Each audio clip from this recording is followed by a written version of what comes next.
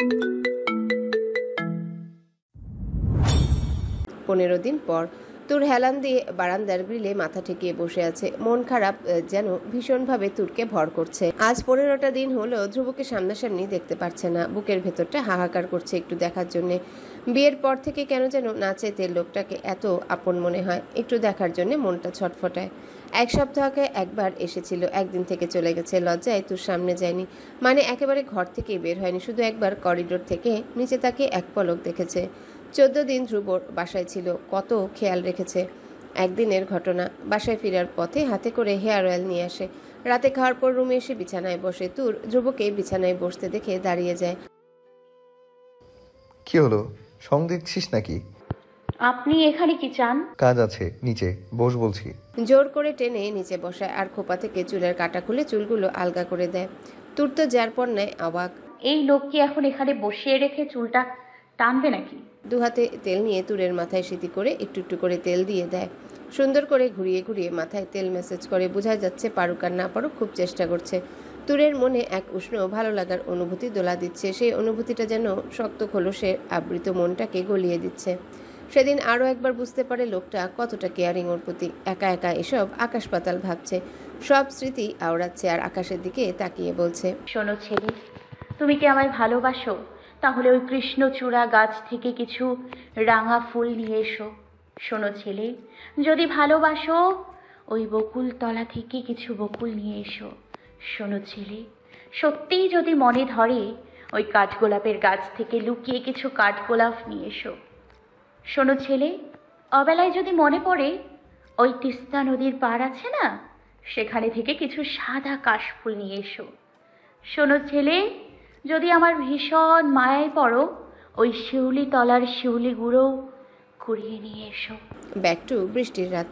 সে রাতে তুর ধ্রুবর পাগল করা আদরের ডোজ হজম করতে না পেরে জ্ঞান হারায় আর ধ্রুবর উপরেই ঢলে পড়ে। এত ভয় পেয়ে যায়, পড়েছে মহাবিপদে। এত দুর্বল মেয়ে, একে নিয়ে কি করবে?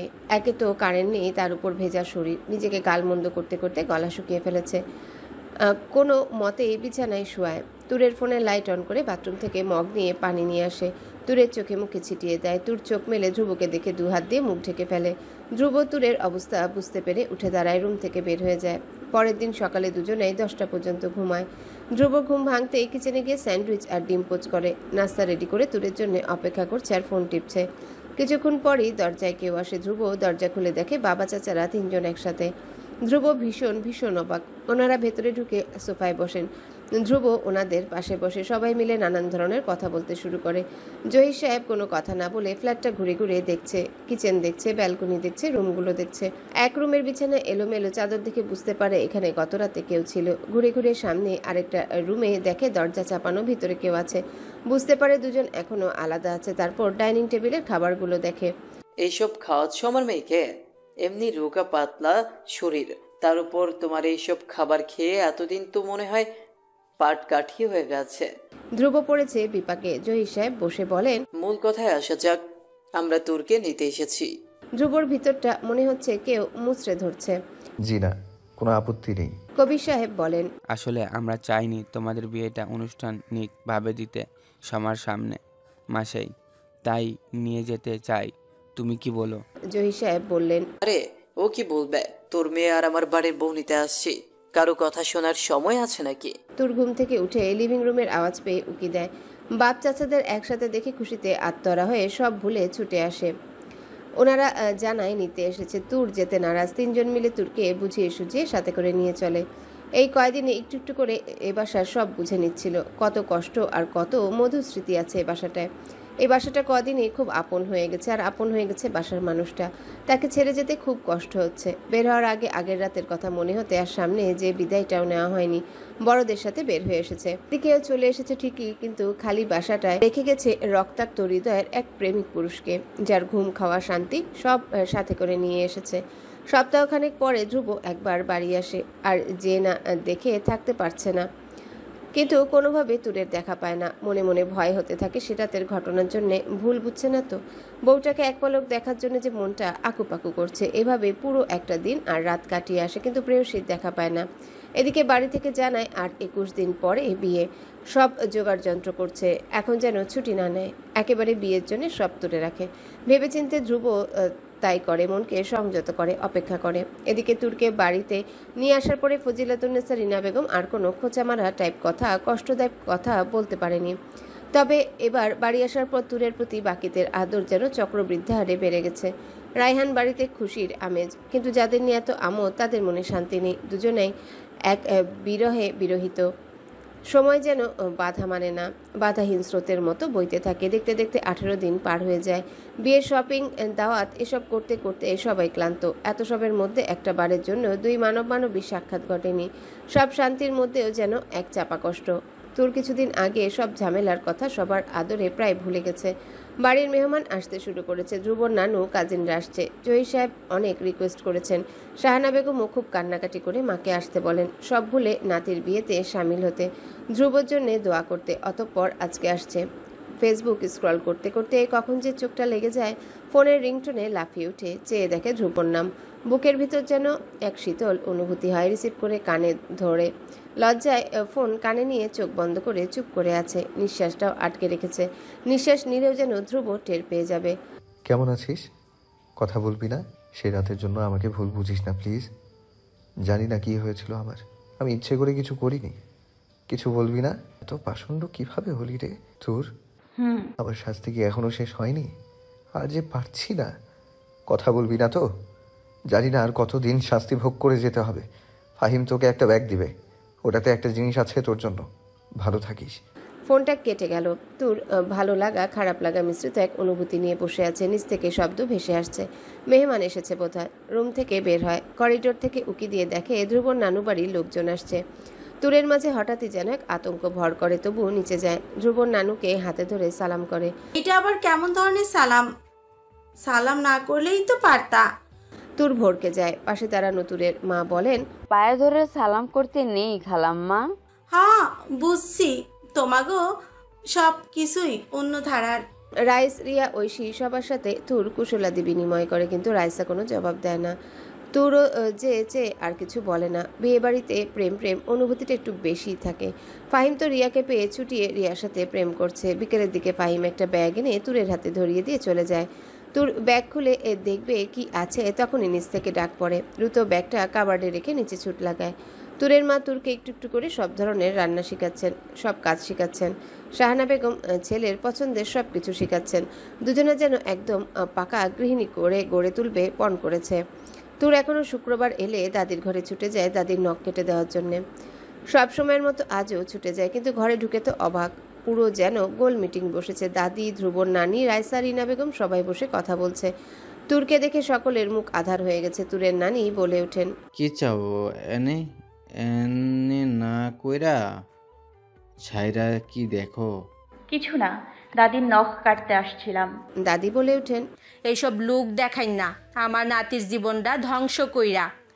অহন আইছে মন ভুলাইতে, আমি সব বুঝি।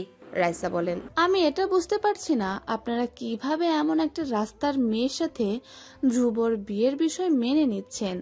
কার না কার পাপের ফসল এ বাড়িতে এতদিন উৎপাদন করছেন, এখন কোথাও একটা বিয়ে দিয়ে বিদায় করে দিবেন তা না, এখন নিজের বাড়ির ছেলের ঘাড়ে চাপিয়ে দিচ্ছেন। দাদি বলেন, কি কর্ম চেষ্টা তো করছি, এই মুখ পুরি হইতে দিল কই? তুরের কাছে এসে রাইসা বলে, তোর মা ছিল একজনের রক্ষিতা, তার পাপের ফসল তুই। 15 দিন ধ্রুবর বাসায় ওর রক্ষিতা থেকেও আশ মেটেনি, নাকি আরো কোনো পাপের ফসল আনতে চাইছিস? ওকে ধ্রুবর মতো কারো রক্ষিতা হিসাবে মানায়, বউ হিসাবে না। এই তুই জানিস তোর বাপকে বা কয়জন? তোর মাকে? ছি, তোর জায়গায় আমি হলে মরে যেতাম, এই মুখ কাউকে দেখাতাম না। এই বাড়ির কাজের লোক হওয়ার যোগ্যতা তুই রাখিস না। জারজ, বেজন্মা, কীট, ছি, তোকে দেখলেও ঘৃণা হয়। বলেই মাটিতে একদলা থুতু ছিটায়। তুরের চোখ বেয়ে পানি পড়ছে, কিন্তু মুখশ্রী কঠিন রূপ ধারণ করেছে। সত্যি এবার নিজের প্রতি ঘৃণা জন্মাচ্ছে। রুম ছেড়ে বের হয়ে সোজা বাবার কাছে যায়। কবির সাহেব মেয়ের চোখে পানি দেখে জিজ্ঞাসা করেন, কি হয়েছে মামুনি? তোর কোনো উত্তর না দিয়ে টানতে টানতে লিভিং রুমের সকলের সামনে দিয়ে দাদি রুমে নিয়ে আসে। বাড়ির সকলের দৃশ্য দেখে বাপ মেয়ের পিছু পিছু যায়। বাবা, আজকে তোমাকে বলতে হবে কে আমাকে জন্ম দিয়েছে, কার পাপের ফসল আমি, কেন আমাকে এখানে এনেছো, আর কত সহ্য করব। আজকে তোমাকে বলতেই হবে, না হয় আমি এক্ষুনি এই বাড়ি থেকে চলে যাব। বাবা চুপ করে থেকো না, বলো, আমি আর সহ্য করতে পারছি না, নিজের প্রতি ঘৃণা হচ্ছে আমার। তুমি চুপ করে থেকো না, কিছু বলো, না হয় যে আমি এত অপমানিত লাঞ্ছিত হয়ে আর বাঁচতে পারবো না, মরতে বাধ্য হব। রাইসা বলে উঠল। এই নাটকটা না করলেই কি হতো না? কবির সাহেব বিছানায় বসা সবার দিকে তাকিয়ে বুঝতে পারে এরা আবার ওনার কলিজাকে কষ্ট দিয়েছে। রাইসাকে বলেন, তুই চুপ থাকো, আজকে তোকে এবং বাড়ির সবাইকে আমি সব কিছু বলবো, কোনো কিছু লুকাবো না। কান্দিস না মা, আয় সবাই লিভিং রুমে আসো। সবাই লিভিং রুমে উপস্থিত হয়। তুর পাথরের মতো বসে আছে, চোখের পানি যেন বাত মানছে না। কবির সাহেব বলতে শুরু করেন, বয়লার সাথে বিয়ে হচ্ছে প্রায় 5 বছর চলছে, কিন্তু কোনো বাচ্চার মুখ দেখতে পাচ্ছিলাম না। ডাক্তার, কবিরাজ সব কিছু, তবুও কিছু হচ্ছিল না। স্বামী স্ত্রী দুজনে ভেঙে পড়ি, লোকে নানা ধরনের কথা বলতে শুরু করে। এদিকে বাড়ি, মা, ব্রয়লার নানা ধরনের কথা, আত্মীয় স্বজনরা কত কথা শোনায়। এত কথা শুনে আমার স্ত্রী কেঁদে আমার বুক ভাসায়। মাঝরাতে ঘুম ভেঙে দেখি নামাজ পড়ে কাঁদছে, আল্লাহর কাছে একটা সন্তান ভিক্ষা চাইছে। আমাকে বলতো, কত মানুষ তো তাদের বাচ্চা কাচ্চা চায় না, কেউ আবার লালন পালন করতে পারে না, তাদের না দিয়ে আমাকে দিতে পারে না। আল্লাহ কেন তাদের ছেড়ে আমাকে দেয় না? অবুঝের মতো কত কথা বলতো আর কাঁদতো। আমি শুধু চোখের পানি মুছে দিতাম। সন্তাননা দেওয়ার ভাষা পেতাম না। কেউ না কখনো কখনো আবেদন করতে কোথাও একটা বাচ্চাকে ওকে এনে দিতে। আমার যখন রাস্তায় বের হয়ে কোনো বাচ্চাকে আদরের অবহেলায় পড়ে থাকতে দেখতো, তখন আমার দিকে তাকাতো জল ছলছল চোখে। আমি ওর আকুটাই বুঝতাম, কিন্তু আরও যে কিছু করার নেই। কিন্তু শেষ আমার তো কষ্ট হতো। আমারও যে ইচ্ছা হতো ফুটফুটে একটা বাচ্চার মুখ বাবা ডাক শুনতে। এভাবেই 4 দেওয়ালের ভিতরে ঘুমেরে কাটছিল আমার দিন। আমার এক বন্ধু ছিল, নাম সেলিম চৌধুরী, পেশায় একজন প্রথম সার্সির ব্যবসায়ী। ব্যবসার কাজে লন্ডনে যাচ্ছে। যাওয়ার আগে আমার সাথে দেখা করে যায়। 1.5 বছর লন্ডনের। এদের 1.5 বছরের মধ্যে লন্ডনের অফিসের সাথেও পার্টনারশিপ কাজ করেছিল। সেই অফিসের ব্র্যান্ড এম্বারশিপ এখন মেয়ের সাথে প্রণয়ন করে, আর সেটা বিয়ে পর্যন্ত গড়ায়। ওদের ছবি পাঠাই ইমেলে, আমি রয়লাকেও দেখাই। Selim Chowdhury wife Jennifer D'Souza. Jennifer দেখতে ছিল পুরো হুরের মতো সুন্দরী, যে কেউ এক দেখা তাকে পছন্দ করবে। ব্যবহারও ছিল তার অসাময়িক স্কপে। আমার ব্রয়লার সাথে কথা হয় সেদিন প্রথম দেখতেই জেনিফার আমার খুব আপন করে নেয়। আমাদের সাথে দেখা করতে দেশে আসবে বলে আগ্রহ পোষণ করে। ভালোভাবে চলছিল ওদের সব কিছু। লন্ডনে যাওয়ার প্রায় 1.5 বছর পরে দেশে আসে ওর বাবার অসুখের কথা শুনে। সেলিম বাবা দেশে আসার পর অনেক জবরদস্তি করে ওকে পুনরায় বিয়ে করায়, কিন্তু লন্ডনের 6 মাসের বিবাহিত স্ত্রীকে রেখে আসার অনুশোচনা ভোগে আর যোগাযোগ করে না জেনিফারের সাথে। এদিকে জেনিফার ওকে এত ভালোবাসতো যে পাগলের মতো সেলিমকে খোঁজে চালাচ্ছে। 6 মাস জেনিফারের অবস্থা খুব খারাপ হয়ে যায়। একে তো 5 মাসের অন্তঃসত্ত্বা, তার ওপর ওভারিত অংশ টিউমার পড়েছে। এখন বাচ্চার তোর জীবন বাঁচাতে গেলে নিজের জীবন হারাতে হবে, কিন্তু সে ডিসিশন নেয় তাদের ভালোবাসার ফল এই পৃথিবীতে আলো দেখাবে। এভাবেও এ তো সব প্রশ্নের নিতে পারেনি, খুব ভেঙে পড়ে সেলিমকে খুঁজতে খুঁজতে অসুস্থ শরীর নিয়ে বাংলাদেশে আসে। তখন প্রায় 9 মাস চলছে। উদ্দেশ্য একটাই, মরে গেলেও যেন বাচ্চাটা একটা সুন্দর জীবন খুঁজে পায়। না মানে থাকলেও বাবার আর শেষ একবার ভালোবাসার মানুষ, প্রাণপ্রিয় স্বামীর দর্শন। আশ্চর্যভাবে একদিন আমার সাথে রাস্তায় দেখা হয়। খুব অসুস্থ অবস্থায় একটা প্রেগনেন্ট মহিলা হাত দিয়ে রাস্তায় বসে আছে। আমি সাহায্য করতে এগিয়ে যাই। কথা বলে জানতে পারি ইনি ফারের নাম জেনিফার ডিসুজা। তখন সব জানতে পারি। জেনিফারের অবস্থা খুবই খারাপ ছিল। অবস্থা বেগতিক দেখে হসপিটালে নিয়ে যাই। ডক্টর বলে ইমিডিয়েটলি অপারেশন করানো লাগবে। বিভিন্ন পরীক্ষা নিরীক্ষা করান আর জেনিফার এক পূর্বের তথ্য অনুসারে ডক্টর জানান অপারেশনের পর বেঁচে থাকার চান্স 2%। টিউমার এগুলো ক্যান্সারের রূপ নিয়েছে। সেই মুহূর্তে জেনিফার আমার সাথে কথা বলে দেশে আসার সব কারণ আমাকে খুলে বলে। কীভাবে পাগলের মতো সেলিমকে খোঁজ করছে। তার মুখে একটাই কথা, ভাই মরার আগে একবার ওকে দেখতে চায়। বাচ্চাটার একটা ভরসাস্থলের ব্যবস্থা করে দিতে চায়, না হয় মরেও শান্তি পাবো না। তখন এক মৃত্যু পথযাত্রীর শেষ ইচ্ছা পূরণের জন্য আমি মরিয়া হয়ে উঠি। অনেক খোঁজ করে জানতে পারি সেলিম দ্বিতীয় বিয়ে করেছে, কিন্তু কিছুটাই যোগাযোগ করার কোনো মাধ্যম পাচ্ছে না। এদিকে অপারেশনে করতে আর দ্রুত হবে। বন্ধুরা সব মিলে বলি ওর খোঁজ নিতে। এদিকে ডাক্তার তাড়া দিচ্ছেন, বেশি দেরি করলে বাচ্চাটার প্রবলেম হতে পারে। তখন বেরোতর হয়ে জেনিফারের সামনে দাঁড়িয়ে কিছু আমার মুখ দেখিয়ে সেলিমের দ্বিতীয় বিয়ের কথা বের হয় না। ভাবলাম থাক না, কথাটা অজানা।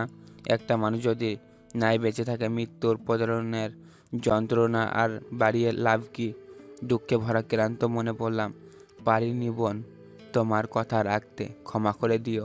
আর তখন তার শেষ একটা অনুরোধ করে বাচ্চাটাকে যেন আমি নেই লালন পালন করে আমার পরিচয়ে বড় করি, মানুষের মতো মানুষ করি। একটা ব্যাগ থেকে ব্যাংকে অ্যাকাউন্ট, নানা ধরনের কাগজপত্র দিয়ে দেয় আর দিয়ে বলে, এই সব কিছু ওর জন্য যথেষ্ট। আপনি শুধু আমার আর আমার বাচ্চার ডিএনএ টেস্টের একটা রিপোর্ট করে রাখবেন। ও বড় হলে ওকে ওখানে পাঠানোর ব্যবস্থা করবেন। বাবা মায়ের একমাত্র সন্তান হয়, সব কিছু আমার ছিল। এখন আমার যা আছে সব যেন ও পায়, আমি সেই ব্যবস্থা করে এসেছি। বলুন ভাই, আমার কথাটা রাখবেন? আমি কথা দিই।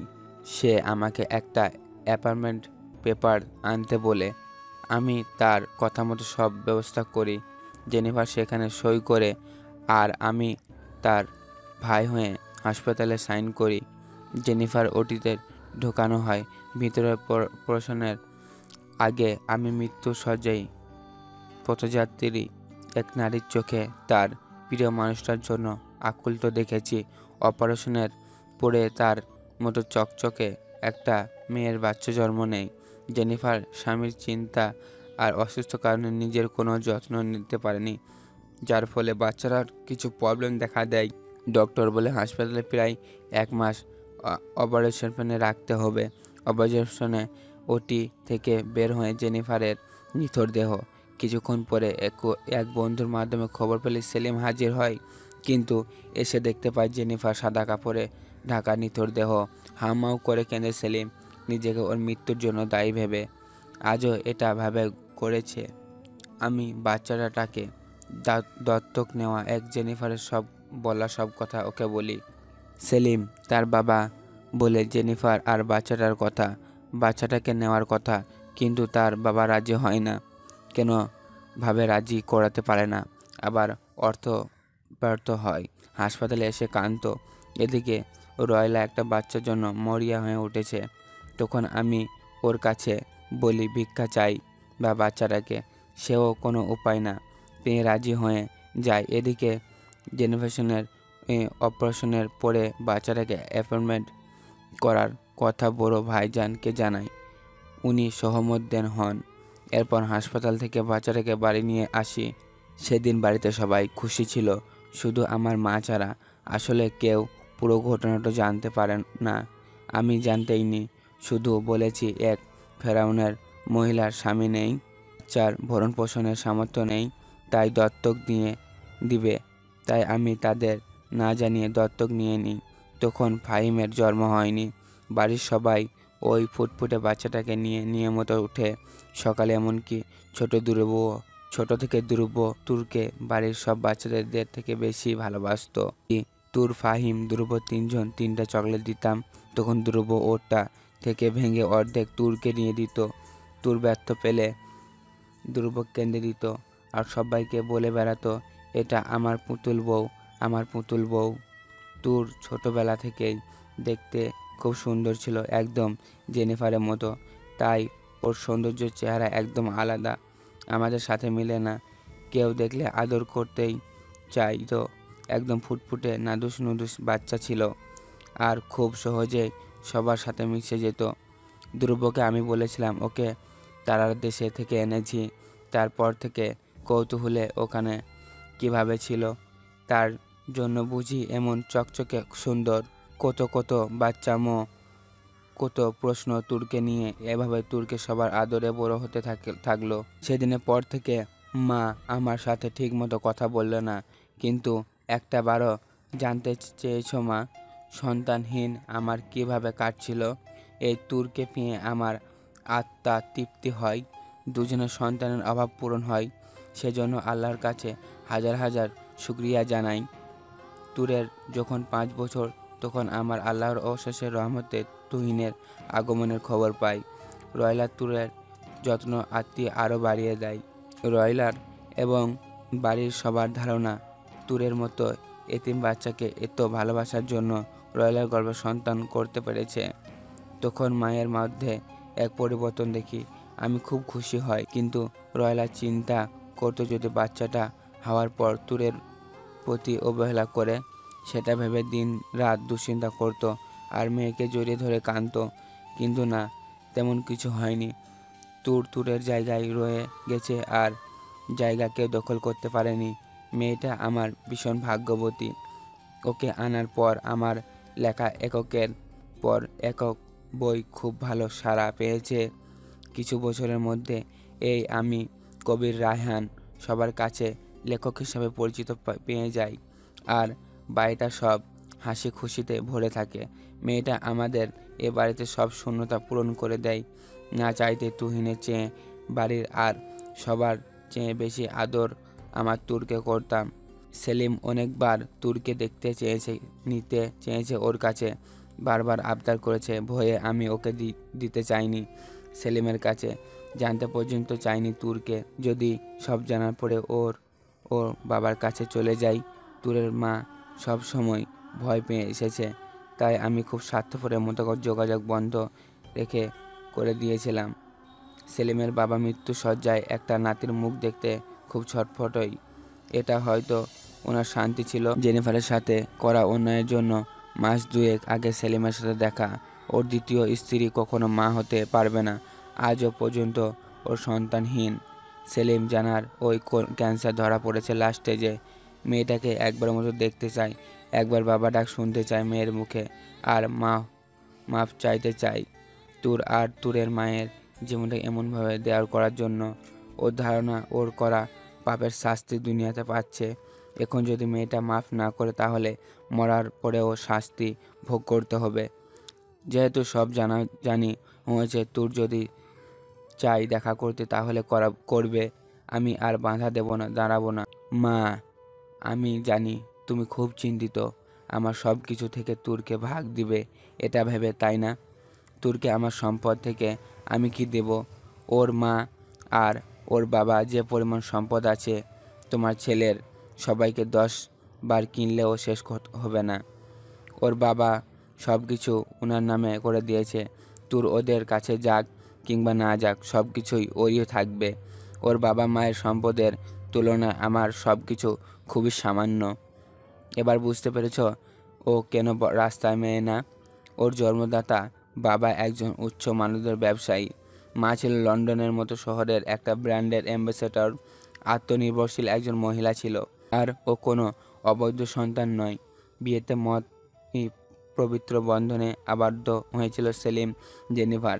ভাগ্যের ফেরা এই চাঁদের টুকরো আমার ঘরে। এখানে ওর সমতুল্য কেউ নেই। আর কারো কিছু জানার আছে? রাইসা, তুমি কিছু বলবে? আর কেউ কিছু বলবে? কিছু জানার বাকি আছে। আমার কাছে সব কাগজপত্র আছে, লুকিয়ে রেখেছিলাম।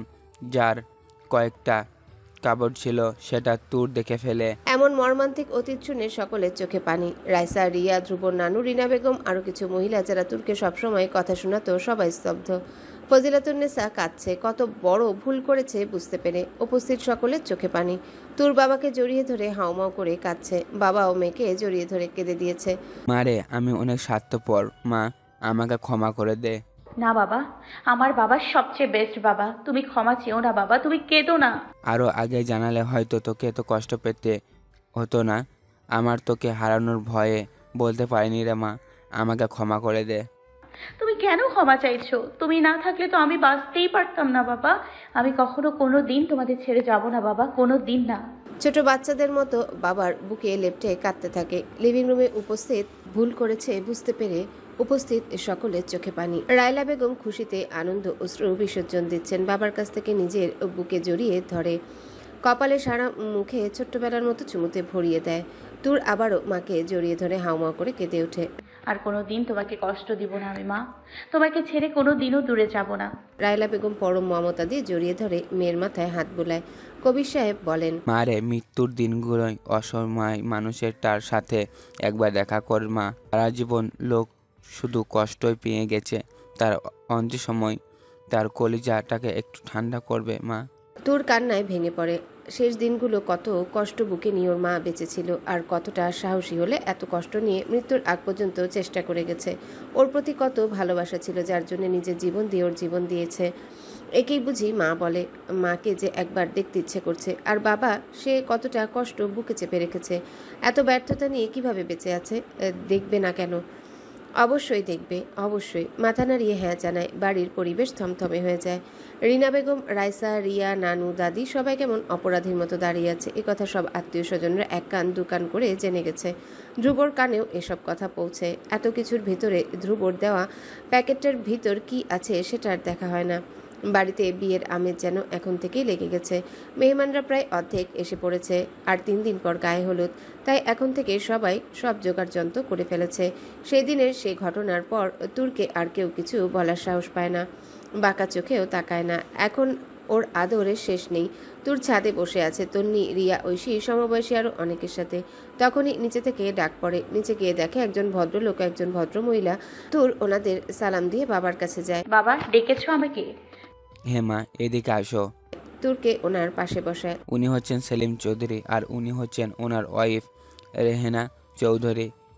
আর একটা পরিচয় হচ্ছে উনি তোমার বাবা। তুর স্তব্ধ হয়ে তাকিয়ে থাকে সেলিম চৌধুরীর দিকে। ইনি তাহলে সে ব্যর্থ মানুষ? পাশের জনের দিকেও একবার চোখ বোলায়। তুরের চোখ বেয়ে পানি পড়ছে। সেলিম চৌধুরী শব্দ করে বাচ্চাদের মতো কেঁদে দিয়েছে। কবির সাহেব তুরকে সেলিম চৌধুরীর পাশে বসান। সেলিম চৌধুরী তুরের মাথায় মুখে হাত বুলিয়ে দেখেন, বোঝার চেষ্টা করছেন এটা তার আর জেনিফারের সন্তান। সে যেন তার পাশে তুরের জায়গায় জেনিফারকে দেখতে পাচ্ছে। এটা তাদের সন্তান, তার বাচ্চাটা পুরো জেনিফারের মতো দেখতে।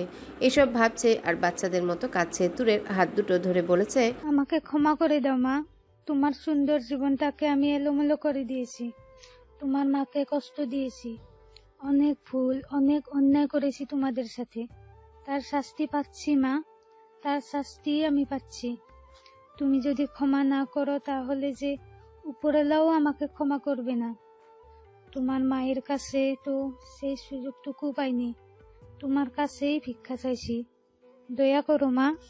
সেলিম চৌধুরীর কান্না দেখে তুর আরো বেশি কাঁদতে থাকে। ওনার হাত ধরে বলছে, কাঁদবেন না আপনি, আপনার তো কোনো দোষ নেই, সবকিছু ভাগ্যের লিখন আর পরিস্থিতির শিকার। হয়তো আমার মা এমন ভাগ্য নিয়ে পৃথিবীতে এসেছেন, তাই এভাবে চলে যেতে হয়েছে। কোনো কিছু আপনার হাতে ছিল না। আপনার প্রতি আমার কোনো অভিযোগ নেই। আর যদি কোনো ভুল করে থাকেন তার জন্য আমি আল্লাহর কাছে আপনার জন্য দোয়া করব। তিনি পরম দয়ালু, তিনি আপনাকে ক্ষমা করে দেবেন। বাবা মায়ের জন্য সন্তান দোয়া করলেও আল্লাহ সেই বাবা মাকে ক্ষমা করে দেন। আর আমার জীবন এলোমেলো হয়নি। আমার এই বাবা মা তাদের সবটা দিয়ে আগলে রেখেছেন। আমি কোনো কিছু থেকে বঞ্চিত হইনি। আমার মা বাবা, এই পরিবার, তাদের আদর ভালোবাসা কোনো কিছুতেই কোনো কমতি রাখেনি। চাইতে আল্লাহ আমাকে অনেক কিছু দিয়েছেন। আল্লাহর কাছে হাজার শুকরিয়া। আপনি নিজেকে দোষী ভাববেন না, এসব নিয়ে আর কষ্ট পাবেন না। আল্লাহ যাকে বেশি পছন্দ করেন তাকে অসুস্থতা দান করেন। তিনি আপনাকে পরীক্ষা করছেন, এটাকে শাস্তি ভাববেন না। আপনি আমার জন্য দোয়া করবেন, আমি যেন আপনাদের সবাইকে নিয়ে ভালো থাকতে পারি। আমার মৃত মায়ের জন্য দোয়া করবেন। সেলিম, কবির, জহির, সমীর সাহেব লিভিং রুমে উপস্থিত সকলে তুরের কথা শুনে অবাক। এতটুকু একটা মেয়ে কি সুন্দর করে বুঝদারদের মতো কথাগুলো বলেছে। সবাই খুব খুশি হয়েছে। সেলিম সাহেব মেয়েকে বুকে জড়িয়ে নেয়। তৃপ্তির হাসি হাসে হাসতে হাসতে কেঁদে ফেলে। তাহলে আমাকে বাবা বলে ডাক মা। তোর মুখে একবার বাবা ডাক শুনে কলিজা ঠান্ডা হোক। বল মা। বাবা, আপনি আমার আরেক বাবা। এখন থেকে আমি আমার কোনো বাবা মাকে কাঁদতে দিব না। কখনো আমি চলে যাব আপনাদের কাছে, আপনাদেরকে দেখতে। মাঝে মধ্যে আমার এই মাকে নিয়ে আপনি চলে আসবেন আমার কাছে। আসবেন না বাবা, নতুন মাকে নিয়ে? সেলিম সাহেবের সাথে রেহানা বেগমও কেঁদে দেয়। রেহানা বেগমও আদরের সাথে তুরকে বুকে টেনে নেয়। সকলেই মুগ্ধ তুরের প্রতি। আজ যেন বাঁকা চোখে তাকানো মানুষগুলো ভেতরে ভেতরে অনুতপ্ত। তুরের বিয়েতে তার এই বাবা মাও থাকছে। বিয়ের আনন্দটা এবার যেন দ্বিগুণ হয়ে গেছে। সকলের মুখে তৃপ্তির হাসি। কিছুদিনের সব বেদনা কয়েক মুহূর্তগুলো একেবারে সুখ হয়ে ফিরে এসেছে। এদিকে ফাহিম আর রিয়া চুটিয়ে প্রেম করছে। ছাদে এখানে ওখানে সুযোগ পেলে একাকী সময় কাটাচ্ছে। তুরের সব ফ্রেন্ডরা বিকেলের দিকে এসে পড়েছে। সবাই খুব মাস্তি করছে। বাড়ি ভর্তি মেহমান। এদিকে ধ্রুব এখনো আসতে পারেনি। মেহেন্দির দিন একেবারে আসবে। এরপর 1 মাসের ছুটি। সবার মাঝে থেকেও ধ্রুবর কথা তুরের খুব মনে পড়ছে, দেখতে ইচ্ছা করছে। কদিন ধরে লাগাতার ফোন করছে কিন্তু একবারও ধরতে পারছে না। যখন ফোন করে তখন কিভাবে যেন তুর ফোনের কাছে থাকে না। পরে ব্যাক করতে খুব লজ্জা করে। সে রাতের কথা মনে হয় কেমন যেন শরীর অবশ অবশ হয়ে যায়, তাই আর ফোন ব্যাক করতে পারে না। এদিকে ধ্রুব ভাবে তুর কি সে রাতের জন্য আবারও ভুল বুঝেছে? আমাকে কি কখনো ক্ষমা করবে না? প্যাকেটটা দেখেও একটা ফোন করলো না। এতবার ফোন করার পরও ধরলো না। টানা 3 দিন ধরে পাচ্ছে না। মনটা খুব খারাপ হয়ে যায়। তাই ঠিক করে আর নিজে থেকে ফোন করবে না। আবার ভাবে আর কয়েকটা দিন পরেই তো একসাথে হবে, তখন সব পুষিয়ে নিবে। আর কোনো ছাড়াছাড়ি নেই। পুরনো স্মৃতি মনে করে আর নতুন স্বপ্ন দেখে যাচ্ছে ধ্রুব। কত শত প্ল্যান করছে, কত জায়গায় ঘুরতে যাবে। 2 দিন পরেই হানিমুনে চলে যাব দূরে কোথাও। এই মেয়ের যে লজ্জা, দেখা গেছে গেলাম আদর করতে, তখন আমাকে রেখে চলে যাবে। না না বাবা, এত ঝুঁকি নিয়ে হৃদয়ের অসুখ বাড়াতে চাই না আর। এসব ভেবেই তুরের ছবির দিকে তাকিয়ে একা একাই হাসে। প্রেয়সীর ব্যবহৃত বালিশ বুকে জড়িয়ে মন ভুলায়। আজকে তুরের মেহেন্দির অনুষ্ঠান। সকাল থেকে পুরো বাড়ি সাজানো হচ্ছে। বিকেল থেকে অনুষ্ঠান শুরু। সবাই খুব ব্যস্ত। তুর নিজেও চুপ করে বসে নেই, এটা সেটা করায় ব্যস্ত আছে। সবাই বারণ করছে কিন্তু কে শুনে কার কথা? ফাহিম ধ্রুবকে ফোন করে পাচ্ছে না। বাসা থেকে একটু পর পর এজন ওজন ফোন করছে, কারোটাই যাচ্ছে না, সংযোগ দেওয়া সম্ভব নয় বলছে। আজকে ওর দুবাই থেকে বাংলাদেশ গামী রিটার্ন ফ্লাইট ছিল। সন্ধ্যার আগে বাসায় থাকার কথা, কিন্তু কোনো খবর নেই।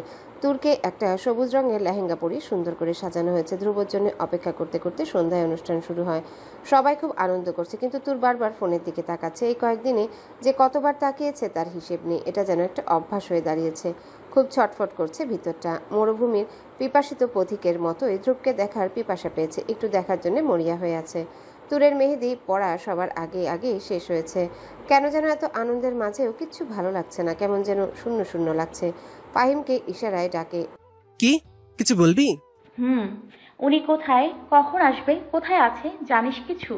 এখনো আসছে না যে? ফাহিম তুরের ব্যাকুলতা আর এত বড় প্রশ্নে হেসে দেয়। ফোন দিচ্ছি, এসে পড়বে। মাঝে মধ্যে তো এমনই হয়, হয়তো ফোন অন করতে ভুলে গেছে, আসছে হয়তো, টেনশন করিস না। এতক্ষণ তো লাগার কথা না।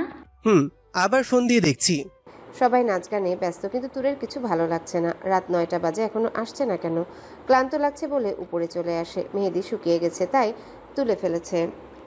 কিছুক্ষণ বারান্দায় বসে নিচে ওদের নাচ দেখেছে। রাইসা ছাড়া সবাই নাচানাচিতে ব্যস্ত।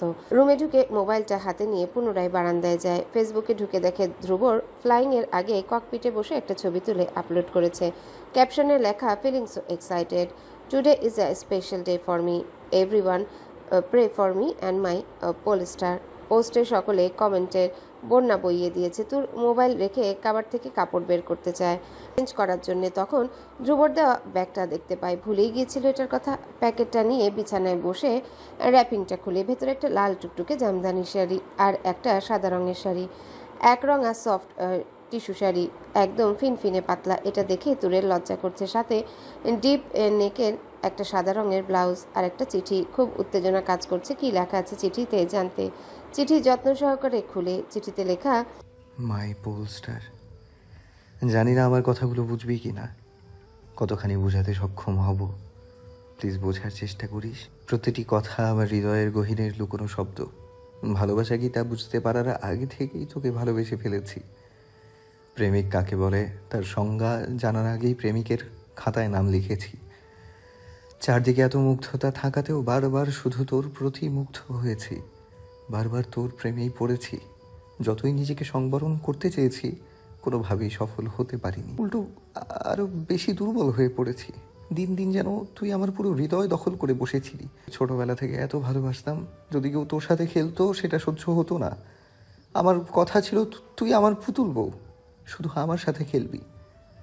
কিন্তু তুই সবার সাথে খেলে বেড়া। খুব রাগ উঠতো তোর প্রতি, তখন তোর চুল ধরে টানতাম। তোর চোখের পানি দেখলে আবার আমার বুকেই ব্যথা হতো। তুই হাসলে বুকের ভেতর প্রশান্তি হতো। বন্ধুরা যখন তাদের প্রেমিকাদের নিয়ে গসিপ করতো, তাদের প্রেম কাহিনী বলতো, আমার চোখে শুধু তোর মুখখানি ভাসত। কবে আমি আমার হৃদয়ের আকাশের একমাত্র ধ্রুবতারা করব, সেই আশায় দিন কাটাচ্ছিলাম। তোর আমার কাছে করা সকল আবদার খুশি মনে পূরণ করতাম, কিন্তু তুই দিন দিন এমনভাবে হৃদয়কে ঝেঁকে বসেছিলি যে আমার আরেক স্বপ্ন আকাশে উড়া, সেটাতে ফোকাস করতে পারছিলাম না। তাই তোর থেকে দূরে থাকবো ডিসিশন নেই। কিন্তু তোর কাছে না থাকলেও মস্তিষ্কে তুই ঘুরতি সব সময়। দূরে যেতে চাইলে আরো কাছে চলে যেতাম। আর তোর আদুরে কথা তো আছেই, ভাইয়া তুমি আমাকে একটুও ভালোবাসো না, খালি দূরে দূরে থাকো, আমার সাথে কথা বলো না, তুমি আমাকে আর দেখতে পারো না। একদিন এসে বলেছিলিস, ভাইয়া আমার না একটা হোয়াইট ফেয়ারি জামা লাগবে, আমি পরি সাজবো, এনে দিবা, সাথে একটা ক্রাউন। আমি তোকে থমকে দিই, 7 দিন আমার সাথে কথা বলিসনি। খুব কষ্টে কাটিয়েছি সেই 7টি দিন। হাত খরচের টাকা বাঁচিয়ে তোর জন্য একটা জামা কিনে এনেছিলাম, কিন্তু তুই পরবি না। সে নিয়েও কত কাহিনী। সেদিন মায়ের হাতে মারও খেয়েছি। তারপর তোর সাথে আমি 2 দিন কথা বলিনি। 3 দিনের মাথায় রাতে আমার ঘরে এসে কেঁদেছিলি। ঘুম থেকে উঠে তোর কান্নারত মুখ দেখে আমার খুব কষ্ট হয়েছিল। সেদিন তুই আমাকে জড়িয়ে ধরে কেঁদেছিলি আর বলেছিলি, ভাইয়া তুমি কথা না বললে আমার খুব কষ্ট হয়, কিছু ভালো লাগে না। তোর সেদিন কিছু হয়েছিল কিনা জানি না, তবে সেদিন আমি বুঝে গিয়েছিলাম তোকে ছাড়া আমি বাঁচতে পারবো না। তারপর থেকে তোর প্রতি আমার পাগলামো আরও বেড়ে গেছে। এভাবেই দিন কাটছিল। তুই বড় হচ্ছিলি আর আমার ভয় বাড়ছিল। যদি তুই অন্য কারোর সাথে জড়িয়ে যাস, আমি কিছুতেই তোকে হারাতে পারবো না। তুই যে আমার সব কিছু। ভয় থেকে ঘটল সেই অপ্রত্যাশিত ঘটনা, যে ঘটনা আমাকে উল্টে পাল্টে দিয়েছিল। তোকে প্রচণ্ড ভালোবাসা, আমি রেগে প্রচণ্ড উত্তেজিত হয়ে যাই, হিতাহিত জ্ঞান ভুলে যাই। কিন্তু সেটা আমার বড় ভুল ছিল। এরপর যে কি যন্ত্রণাদায়ক সময় পার করেছি উপরওয়ালা ছাড়া কেউ জানে না। কত চেষ্টা করেছি তোর কাছে ক্ষমা চাইতে, কিন্তু পারিনি। তুই আমাকে ঘৃণা করতে শুরু করে দিয়েছিস। এটা যে আমার জন্য কতটা কষ্টের ছিল বোঝাতে পারবো না। আমি ভুল ছিলাম, তোর কথাগুলো আমার শোনা উচিত ছিল। আমি তোকে বুঝতে চেষ্টা করিনি। এত ঠুনকো ভালোবাসা ছিল আমার, কেমন ভালোবেসেছি এটা ভেবে অনুশোচনায় নিজেই নিজেকে ধিক্কার দিতাম। কিভাবে আমি আমার কলিজাটাকে এত কষ্ট দিলাম। সেই দহনে জ্বলে জ্বলে এই কটা বছর শেষ হয়ে গেছি, কিন্তু আর পারছি না। তুই আমার এত কাছে, তবুও যেন শত ক্রোশ দূরে। বারবার কাছে আসতে গিয়েও মনের দুয়ারে বাধা পড়ছে, আরো দূরে সরে যাচ্ছিস। এটার কি এই মান অভিমানের পালা? এবার কি এই মান অভিমানের পালা শেষ করা যায় না? একবার কি আমাকে ক্ষমা করে একটা সুযোগ দেয়া যায় না? একটাবার ভালোবাসার সুযোগ দে। আমি কথা দিচ্ছি কোনোদিনও কোনো অভিযোগের সুযোগ দিব না। দরকার হলে যেভাবে বলবি সেভাবেই আমি তোর কাছে ক্ষমা চাইব। বললে তোর পায়েও ধরবো। তবু আমি আর এভাবে দূরে দূরে থাকতে পারছি না। আমি যে তোকে অনেক ভালোবাসি বউ, তোকে ছাড়া যে আমি ভালো নেই। দিন দিন তোকে পাওয়ার নেশা আমাকে প্রবলভাবে গ্রাস করছে। দয়া কর, আমাকে ক্ষমা করে দে। আমার ভালোবাসার কসম কোনোদিন তোকে ভুল বুঝবো না। প্লিজ ক্ষমা করে দে, প্লিজ বউ। তোকে হৃদয় উজাড় করে ভালোবাসার একটা সুযোগ দে। এটা পাওয়ার পর যদি একটা ফোন করিস, তাহলে ভাববো যে ক্ষমা করেছিস। তা না হলে ভাববো আমি ক্ষমার অযোগ্য। আমার খুব ইচ্ছে ছিল আমার বউকে যেদিন আপন করে নিব, সেদিন বরফের মতো শুভ্র শাড়ি পরবে, বা খোলা চুলে এক গোছা কাঠগোলাপের গাছরা গুজে কাঠগোলাপের গহনা পরে সাজবে। আমি সেই সুসৌমিক কন্যার পবিত্র মুখখানি মুগ্ধ হয়ে দেখব। সৌরভে মাতোয়ারা হব। যেদিন আমাকে ভালোবাসতে পারবি, সেদিনই শাড়িটা পরে সামনে আস। সেদিন মলে তুই বারবার লাল জামাটা নিজের শরীরে মেলে দেখছিলি। রাইসা তখন তোর হাত থেকে লাল জামাটা নিয়েছিল। সেদিন আমার মনে হয়েছিল তোকে লাল রঙে একদম পুতুলের মতো লাগবে, আর সেই পুতুলটা একান্তই আমার। শুধু আমি দেখব, তবে লাল জামায় নয়, লাল শাড়িতে। যখন হানিমুনে যাব তখন পড়বি। অপেক্ষায় রইলাম সে শুভক্ষণের। তোর বাকিটা ভেবে নিস। চিঠিটা পড়ে ভিতরটা শীতল অনুভূতিতে ছেয়ে গেছে। শেষ কথাগুলো পড়ে শরীরে লোম কাটা দিয়ে উঠছে। অনেক শাস্তি পেয়েছেন, এবার সব অবসানের পালা। চিঠিটা পড়ে 3 বছর আগের কথা মনে পড়ে যায়। চলেন ঘুরে আসি 3 বছর আগে কি হয়েছিল সেই ঘটনায়। তুরের বয়স তখন 14+ বছর। নবম শ্রেণী থেকে সবেমাত্র 10ম শ্রেণীতে উঠেছে। খুবই ছটফটে তুর বন্ধুদের সাথে খুব মাস্তিতে দিন কাটাচ্ছে। প্রতিদিন তুর আর ফাহিম একসাথে স্কুলে যায়। বাড়ি থেকে স্কুল বেশি দূর না হয় ওরা হেঁটেই যাতায়াত করত। মাঝে মধ্যে ধ্রুব নিয়ে যেত, নিয়ে আসতো। তুর কখনো স্কুল মিস করে না। আর যাই হোক, পড়ালেখা ঠিক রেখে পড়ে সব বাদরামি। কিন্তু ফাহিম অনিয়মিত, কোনো না কোনো অজুহাতে সপ্তাহে 2-1 দিন স্কুল কামাই দিবে। যেদিন ফাহিম স্কুলে না যায় সেদিন বাড়ির অন্য কেউ ওর সাথে যায়। বেশিরভাগ সময় ধ্রুবই আনা নেওয়া করে। বন্ধু বান্ধবী, পড়াশোনা, ধ্রুবর কাছে হাজারো বায়না। ছুটির দিন ঘুরতে যাওয়া, বাসায় সারাক্ষণ সবার সাথে দুষ্টুমি করে বাড়িটা মাতিয়ে রাখা, এভাবে খুব ভালো হাসি খুশিভাবে জীবন কাটাচ্ছিল। একদিন স্কুলে ফুটবল টুর্নামেন্ট, সেখানে ফাহিম পার্টিসিপেন্ট করেছে। সেদিন 2টা ক্লাস করিয়ে স্কুল ছুটি দিয়ে দিয়েছে। স্কুলে টুর্নামেন্ট হবে দেখে হয়তো তুরের বান্ধবীরা একজনও আসেনি। আজকে তো ধ্রুবকেও আসতে বলে আসেনি। তুরকে একা একাই বাড়ি ফিরতে হবে, এটা ভেবে অরিন আয়েশাকে বকতে বকতে গেট দিয়ে বেরোচ্ছে। ফুটপাত ধরে কিছুটা এগোতে হঠাৎ করে একটা ছেলে তুরের সামনে দাঁড়ায়। তুর চমকে যায়। ছেলেটিকে এড়িয়ে সামনে যাওয়ার চেষ্টা করে, কিন্তু ছেলেটি 2 হাত দুপাশে ছড়িয়ে পথ আগলে দাঁড়ায়। ভয় পেয়ে একদম কাঁদো কাঁদো অবস্থা তুরের। তোমার নাম তুরিন, তাই না? তুর এবার আরো বেশি ভয় পাচ্ছে। কি হলো বলো? তুমি অরিনের ফ্রেন্ড তুরিন না? তুর মাথা নাড়িয়ে বলে, জি। আমাকে চেনো? জি না ভাইয়া। আমার নাম রাশেদ। আমি আর অরিনের বোন অরিত্রী এক ইউনিভার্সিটিতে পড়ি। শোনো, আমার একটা কাজ করে দিবে আপু? তুর হকচকিয়ে গেল। জি না ভাইয়া, আমি দুঃখিত। আপনার সাথে কথা বলেছি, এটা জানতে পারলেই ধ্রুব ভাইয়া বকবে, এমনকি মায়েরও দিতে পারে। বলেই চলে যাচ্ছে।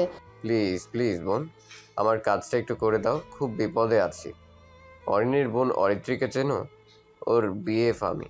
2 বছর ধরে আমাদের সম্পর্ক, কিন্তু কয়েকদিন আগে ওর বাসায় সব জেনে যায়।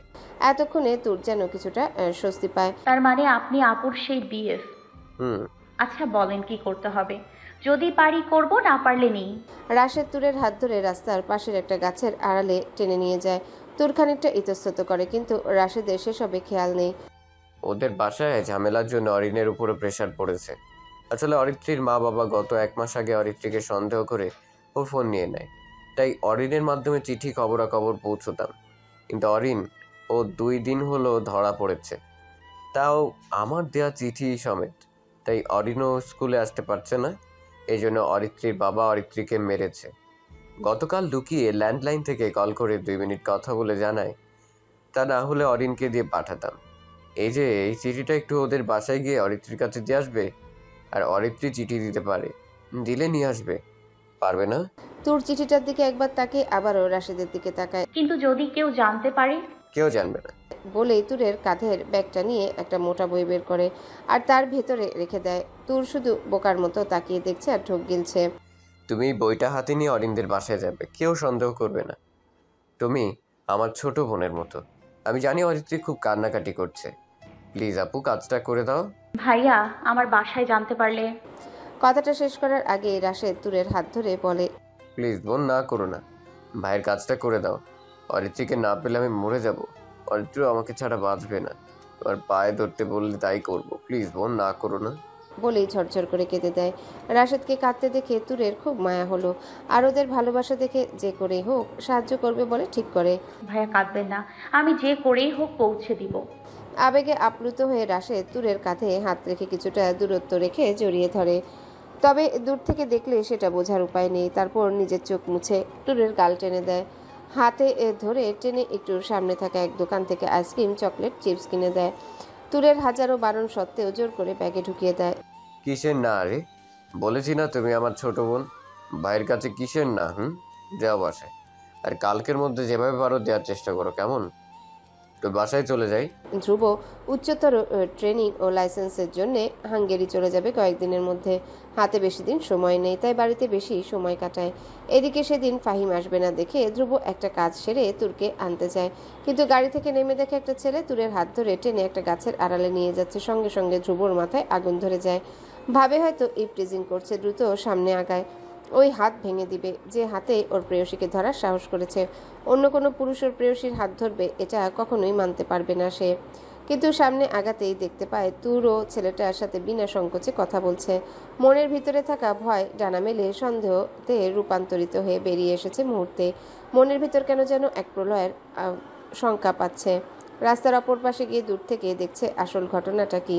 ছেলেটা একটা বইয়ের ভিতর একটা চিঠির মতো কাগজ রাখে, তারপর বইটা ব্যাগে পুনরায় রেখে দেয়। ছেলেটা উল্টো দিকে ফিরে তুরকে আড়াল করে রাখে, তাই ঠিক কী করছে বুঝতে পারছে না, তবে খুব কাছাকাছি মনে হচ্ছে দুজনকে। হঠাৎ তুরের কাঁধ জড়িয়ে ধরে। এবারও দুজনেই উল্টো দিকে মুখ করে আছে। রাস্তার অপোজিটে থাকায় দুজনের মুখভঙ্গি ঠিক বুঝতে পারছে না। তুরের কাঁধ থেকে হাত সরিয়ে তুরের গাল টেনে দেয়। ওর হাতে ধরে টেনে একটা দোকানে নিয়ে যায়। কিছু জিনিস ভর্তি একটা পলিথিন ওর ব্যাগে রাখে। তুর মুচকি হাসি দিয়ে বাড়ির পথে হাঁটা ধরে। বাড়ি ফেরার পর তুর প্রতিদিনকার মতোই ছিল, কিন্তু ধ্রুব বাড়ি ফিরে রাত 10টায়। তখন সবাই যার যার রুমে যায়। ধ্রুব সোজা তুরের রুমে যায়। মাত্র রাতে শোয়ার পোশাক পরিধান করে ঘুমানোর প্রস্তুতি নিচ্ছে তুর। অমনি হুড়মুড় করে ধ্রুব ঢুকে সোজা তুরের পড়ার টেবিলে বই ঘাঁটতে শুরু করে। তুর এমন আকস্মিকতায় পুরো কিং কর্তব্য বিমূঢ় হয়ে যায়। হঠাৎ চিঠির কথা মনে পড়ে, ছুটে ধ্রুবর কাছে যে ধ্রুবর হাত ধরে। ভাইয়া কি হয়েছে, কিছু খুঁজছো? ধ্রুব এক ধাক্কা দিয়ে সরিয়ে দেয়। কি হলো ভাইয়া, এমন করছো কেন? কিছু খুঁজছো? বলো আমাকে। কোনো জবাব নেই। ও ওর মতোই বই ঘাটাঘাটিতে ব্যস্ত। তুর ভীষণ ভাবনায় পড়ে ধ্রুবর এমন অদ্ভুত আচরণে। ধ্রুব সব বই খাতা ঘাটতে থাকে। হঠাৎ কি মনে করে ব্যাগে থাকা সব বই টেবিলে ঢালে, আর মোটা বইটা দেখতে পেয়ে হাতে তুলে নেয়। তুর তখনই ছো মেরে বইটা হাতে নিয়ে নেয়। ধ্রুব প্রচণ্ড রেগে যায়। তোর সাহস তো কম না। জোর করে ওর কাছ থেকে বইটা নিতে চায়, কিন্তু তুর সব শক্তি দিয়ে ধরে রাখার চেষ্টা করে। কি আছে এই বইয়ের মধ্যে যে এমন যান জীবন লাগিয়ে দিচ্ছিস? ধ্রুব তুরের আচরণে অবাক। কতটা কি হলে ও আমার সাথে এমন শক্তি লাগাচ্ছে?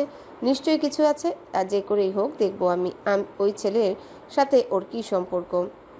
প্রচণ্ড রাগে তুরের গালে একটা চর বসিয়ে দেয়। শক্ত হাতের চরে তুরের খাটের সাথে বাড়ি লেগে নিচে পড়ে যায়। ধ্রুব নিচ থেকে বইটা তুলে বইয়ের ভিতর থেকে চিঠিটা পেয়ে যায়। এদিকে খাটের সাথে লেগে তুরের মাথা ফেটে গেছে। ব্যথার চোটে মাথা ঝিমঝিম করছে, কপাল বেয়ে রক্ত পড়ছে। ধ্রুবর হাতে চিঠিটা দেখে রাশেদের কথা মনে পড়ে যায়। কত সুন্দর করে বোন ডেকে বলেছে পৌঁছে দিতে, যোগাযোগ না হলে মরে যাবে। আসার সময় ফিরতি চিঠিও নিয়ে আসতে বলেছে। আপুর ফোনটাও নাকি নিয়ে নিয়েছে, কিন্তু ভাইয়ার হাতে পড়লে সেটা আর হওয়ার সম্ভাবনা নেই। এসব মনে হতে ব্যথা ভুলে দ্রুত উঠে ধ্রুবর হাত থেকে চিঠিটা নিতে চাইছে। ততক্ষণে ধ্রুব চিঠির কয়েক লাইন পড়ে ফেলেছে। তুর আবারও চেষ্টা করছে চিঠিটা নেওয়ার। তখনই রাগে মাথায় ফট করে তুরের চুল মুঠি ধরে। ভাবতে পারছি না তুই সবার আড়ালে এইসব করে বেড়াচ্ছিস। তুরকে বিছানায় ছুঁড়ে ফেলে। ওর চোখে যেন আজ তুরের রক্ত ধরা পড়ছে না। তুরের চোখের পানিও যেন আজ ধ্রুবর মন ছুঁতে পারছে না। ধ্রুবর কোনো হুঁশ নেই, পাগলের মতো ছটফট করছে আর জোরে জোরে নিঃশ্বাস নিচ্ছে। ধ্রুব আবারও পড়া শুরু করে। তুর চোখের পানি মুছে হাতের উল্টো পিঠে কপাল বেয়ে পড়া রক্ত মুছে উঠে দাঁড়ায়। ধ্রুবর বাহুতে ধরে বলে, ভাইয়া এমন করছো কেন? তোমাকে আমার বড্ড অচেনা লাগছে। প্লিজ ভাইয়া এমন করো না। অন্য কারো জিনিস ধরতে হয় না ভাইয়া, এটা অন্য কারো আমানত। প্লিজ ভাইয়া আমার কথাটা শোনো একবার। আমানত নিতে শিখে গেছিস, আজ থেকে বুঝবি ধ্রুব কি জিনিস। কি করিনি তোর জন্য, আর কত করলে তুই বুঝতি আমাকে। আমিও দেখতে চাই কি আমানত নিয়েছিস, কেন তোর এই আমানত দেখতে এত বাধা দিচ্ছিস। তুর আবারও ধ্রুবর কাছে আসে। ভাইয়া প্লিজ আমার কথাটা শোনো। তুমি যেমন। তুরের বাহুতে শক্ত করে ধরে ওর রুমের বারান্দায় রেখে দরজা আটকে দেয়। তুর আর কিছু বলতে পারে না। রুমের জানালা দিয়ে শুধু ফ্যালফ্যাল করে ওর নিষ্ঠুর ধ্রুব ভাইয়াকে তাকিয়ে দেখছে। এই কি সেই ধ্রুব ভাইয়া? ওর চোখের পানি দেখলে যার বুকে ব্যথা শুরু হয়ে যায়? না, এ তো অচেনা কেউ। তুর আর কিছু বলতে পারে না। এক আকাশ অভিমান জমা হয় মনে। একটা বার ওর কথাটা শুনলে কি হতো? আর কথা বলবো না আপনার সাথে। মনের ব্যথার চোটে শরীরের ব্যথা, কথা টেরই পাচ্ছেন না। ধ্রুব পুরো চিঠিটা পড়েছে। মাই প্রিন্সেস, হৃদয়ে নিংড়ানো অনেক অনেক ভালোবাসা নিও। জান, তোমাকে না দেখে থাকতে আমার খুব কষ্ট হচ্ছে। যেখানে একদিন না দেখলে মনে হয় পৃথিবীর সব অক্সিজেন আমার জন্য ফুরিয়ে গেছে, সেখানে কয়টা দিন তোমাকে দেখতে পারছি না। যার আমার মনে হচ্ছে আমার বিশ্বাস বন্ধ হয়ে যাচ্ছে। আমি জানি তোমার মনের অবস্থাটা কেমন। তুমি কোনো চিন্তা করো না, তোমার জন্য আমি সব করতে পারি। দরকার পড়লে সবার পায়ে ধরবো, তোমার জন্য সবার সাথে যুদ্ধ করতেও প্রস্তুত। তবু যদি রাজি না হয় তোমাকে নিয়ে পালিয়ে যাব। অনেক ভালোবাসি কলিজা, তুমি শুধু এভাবেই পাগলের মতো আমাকে ভালোবেসে যেও। তোমার ভালোবাসার জন্য মরতেও রাজি। তোমাকে না পেলে এই দুনিয়া অর্থহীন হয়ে যাবে। তুমি আমার বাঁচার প্রেরণা, আমার জীবনের আশার আলো। খুব শীঘ্রই দুজন মিলে একটা সুন্দর সংসার। আগামীকাল রাত 2টায় তোমাদের বাড়ির পেছনে তোমার জন্য অপেক্ষা করব। সাবধানে এসো জান। কত কথা যে জমে আছে তা লিখে শেষ করতে পারবো না। কোনো এক রাতে এক বালিশে শুয়ে তোমাকে বুকে জড়িয়ে সব শোনাবো। কাল কিন্তু তোমাকে অনেক আদর করব, সেদিনের মতো কোনো বারণ শুনবো না। সেদিনের মতো তোমার ওষ্ঠের কোমল স্পর্শ চাই, সেই গভীর স্পর্শে সব কষ্ট ভুলে যেতে চাই। তোমাকে বুকে জড়িয়ে মনের সব জ্বালা যন্ত্রণা মেটাবো। আর একটু মিস করো জান। এই তো আর বেশিক্ষণ নেই, একদম কাঁদবে না কেমন? আগামীকাল রাতে সব মন খারাপ একেবারে দূর করে দিব। আই মিস ইউ জান, I love you so much. A deep kiss for you, তোমার হার্ট, রাসু। চিঠিটা পড়তে পড়তে ধ্রুব যেন আরো হিংস্র হয়ে উঠছে। পড়া শেষে মনে হচ্ছে হৃৎপিণ্ডটা কেউ খামচে টেনে ধরে ছিঁড়ে ফেলছে। মাথা ভনভন করছে, লজ্জা আর ঘৃণা মিশ্রিত অনুভূতি হচ্ছে। ভাবতে পারছে না তুর অন্য পুরুষের ছোঁয়ায় অপবিত্র হয়ে গেছে। ধ্রুব চোখ রক্তবর্ণ ধারণ করেছে, চোখ ফেটে যেন রক্ত বের হবে। ছি, নিজের প্রতি ঘৃণা লাগছে। একে ভালোবেসে দিন কাটিয়েছি। বারান্দার দরজা খুলে তুরের কাছে যায়, ডান হাতে শক্ত করে তুরের গালে চেপে ধরে। দাঁতের সাথে লেগে মুখের ভেতর এখানে ওখানে কেটে যায়। মুখের ভিতর কিছুটা রক্ত বের হয়ে গেছে। প্রচন্ড রাগে ধ্রুবর কোনো হুঁশ নেই। তুরের চোখ বেয়ে পানি পড়ছে। আমার ভালোবাসার দিকে তোর নজর পড়লো না? আমার মধ্যে কি কমতি পেয়েছিস যে উন্নতে মত্ত হতে হলো? কেন আমার প্রতি তোর আকর্ষণ অনুভব হলো না? হাত দিতে পারিনি বলে? সময় মতো বৈধভাবেই তোর ইচ্ছে পূরণ করতাম। এই বয়সেই যখন এত গায়ের জ্বালা বলতি আমাকে, তখনই বিয়ে করে তোর জ্বালা মেটাতাম। তাই বলে রাতের বেলা বাড়ির আঙিনায় বেশ্যাগিরি করবি, এতটুকু পর্যন্ত হলেও মানতাম। কিন্তু এখন রাস্তায় দাঁড়িয়েও শুরু করেছিস। মান সম্মান সব নিলামে উঠাতে চাইছিস, তাই না? তোর মুখ দেখতেও আমার ঘৃণা লাগছে। ছি। তুরকে ধাক্কা দিয়ে মাটিতে থুতু ছিটিয়ে চলে গেছে। নানির পুতুলের মতো আদরের গড়া মেয়ে জীবনের প্রথম এমন শক্ত হাতের মার খেয়ে এমন পরিস্থিতিতে পড়ে অজ্ঞান হয়ে যায় আর ওখানেই লুটিয়ে পড়ে। পুরো শীতের রাতে ফ্লোরে পড়ে থাকে। ধ্রুব রুম ছেড়ে বের হয়ে সবাইকে ডাকে ডেকে বলে, একাডেমিতে কিছু কাজ আছে, তাই কয়েকদিন আগেই চলে যেতে বলেছে। আর আজকে এখনই চলে যেতে হবে। সেই রাতে ধ্রুব ভুল বুঝে একা কষ্ট নিয়ে বাড়ি ছেড়ে চলে যায়। পরের দিন সকালে তুরের রুমের বারান্দায় তুরকে প্রচণ্ড জ্বর আর বেহুশ অবস্থায় পায়। দ্রুত হাসপাতালে নেওয়া হয়। সারা রাত ঠান্ডার মধ্যে ফ্লোরে পড়ে থাকায় নিউমোনিয়া হয়ে যায়। 7 দিন হাসপাতালে কাটাতে হয়। এই ঘটনায় তুরের মনে সেই ছোটবেলা থেকেই গড়ে ওঠা সুপ্ত ভালোবাসা মনেই চাপা পড়ে যায়। পাহাড় সমান অভিমান জমা হয়। সেই পাহাড় হয়তো কিছুতেই টলানো যাবে না। প্রায় 1 বছর ধ্রুবর সাথে কোনো কথা হয় না। ধ্রুব বাড়ির সবার সাথে কথা বললেও তুরের সাথে কথা বলে না। কথা বলবে দূরে থাক, কারো কাছে ওর কথা জানতেও চাইতো না। পুরো দস্তুর নিজের ক্যারিয়ারে ফোকাস করে। এভাবেই কেটে যায় প্রায় 2 বছর। ট্রেনিং শেষে লাইসেন্স পাওয়ার পর হাঙ্গেরি থাকাকালীন মালয়েশিয়া US বাংলা এয়ারলাইন্সে পাইলট অফার পায়। এরকম কয়েক জায়গা থেকে ভালো ভালো অফার আসে। ধ্রুব জহির সাহেবের মতামত জানতে চায়। উনি বলেন, যেখানে ভালো মনে করো সেখানেই করো, কিন্তু দেশের ছেলে দেশেই থাকা ভালো। এত টাকা দিয়ে কি হবে যদি নিজের ফ্যামিলি থেকেই দূরে থাকতে হয়? ধ্রুবর মন তো চায় দেশের মাটিতে দেশের হয়ে কাজ করে দেশের সুনাম বাড়াতে, কিন্তু পুরনো ক্ষোভে দেশে ফিরছে না। মালয়েশিয়া US বাংলা এয়ারলাইন্সে সে জয়েন করে। একদিন এয়ারপোর্ট থেকে ফিরে ইউনিফর্ম চেঞ্জ না করে ফোন হাতে নেয়। ফেসবুক স্ক্রল করতে করতে হঠাৎ কিছু ছবি দেখে, যেগুলো অরিনের আইডি থেকে পোস্ট করা হয়েছে। ছবিতে তুর, ফাহিম, অরিন, আয়েশা, তাসফি, অরিনের বোন অরিত্রী আর সেই রাশেদ ছেলেটা। কিন্তু অবাক করার বিষয় হচ্ছে রাশেদ ও অরিত্রী বরকনের বেশে।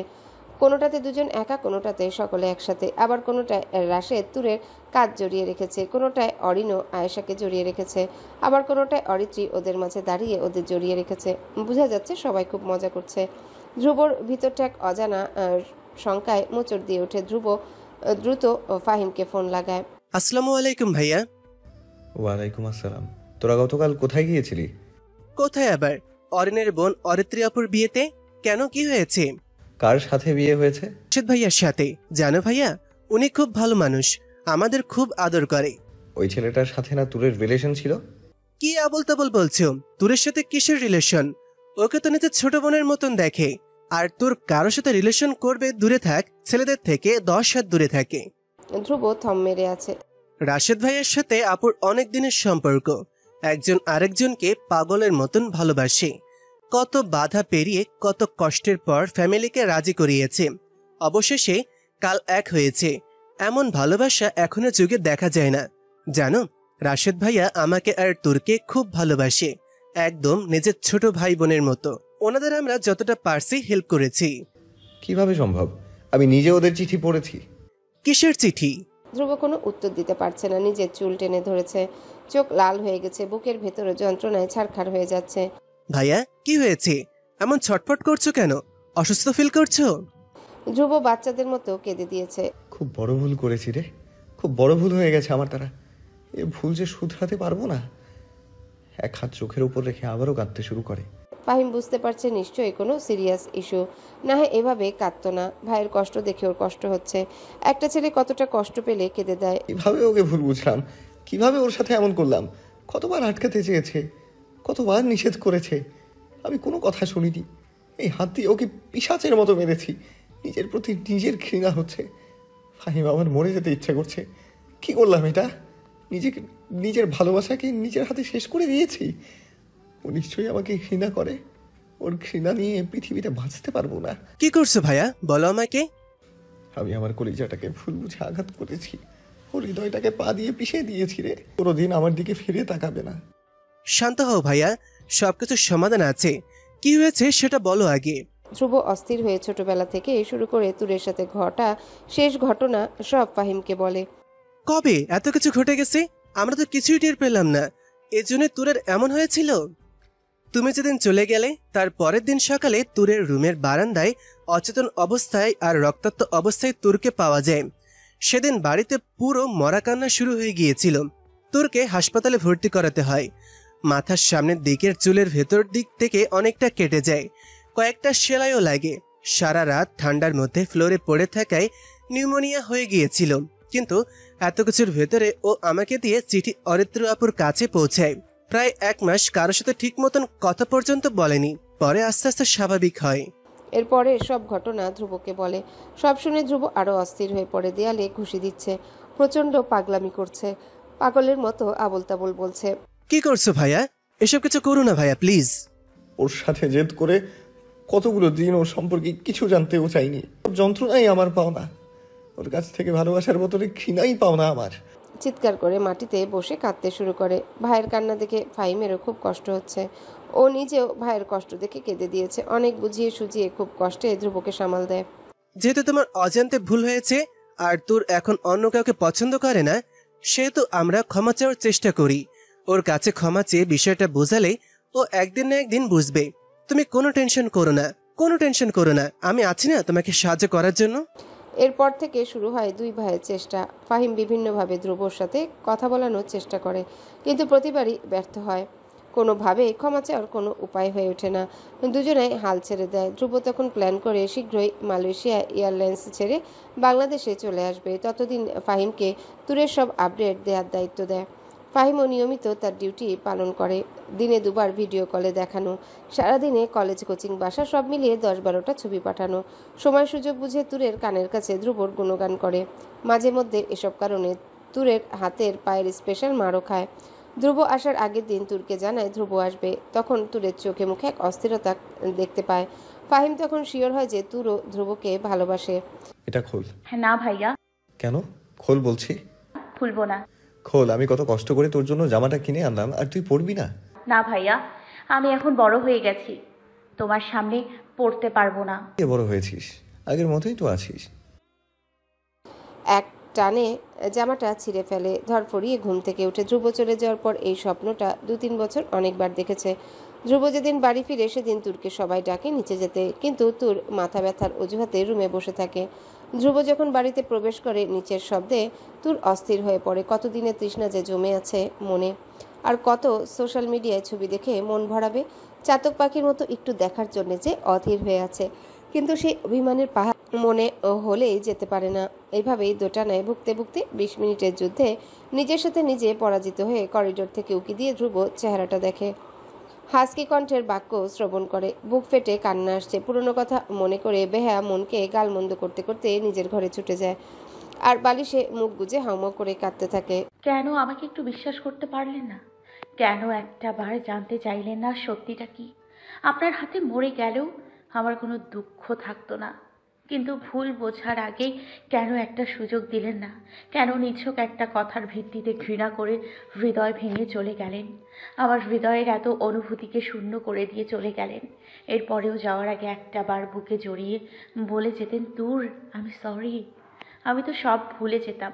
একবার বুকে জড়িয়ে আদর করে আপনাকে ছেড়ে একা থাকার সাহস জুগিয়ে যেতেন।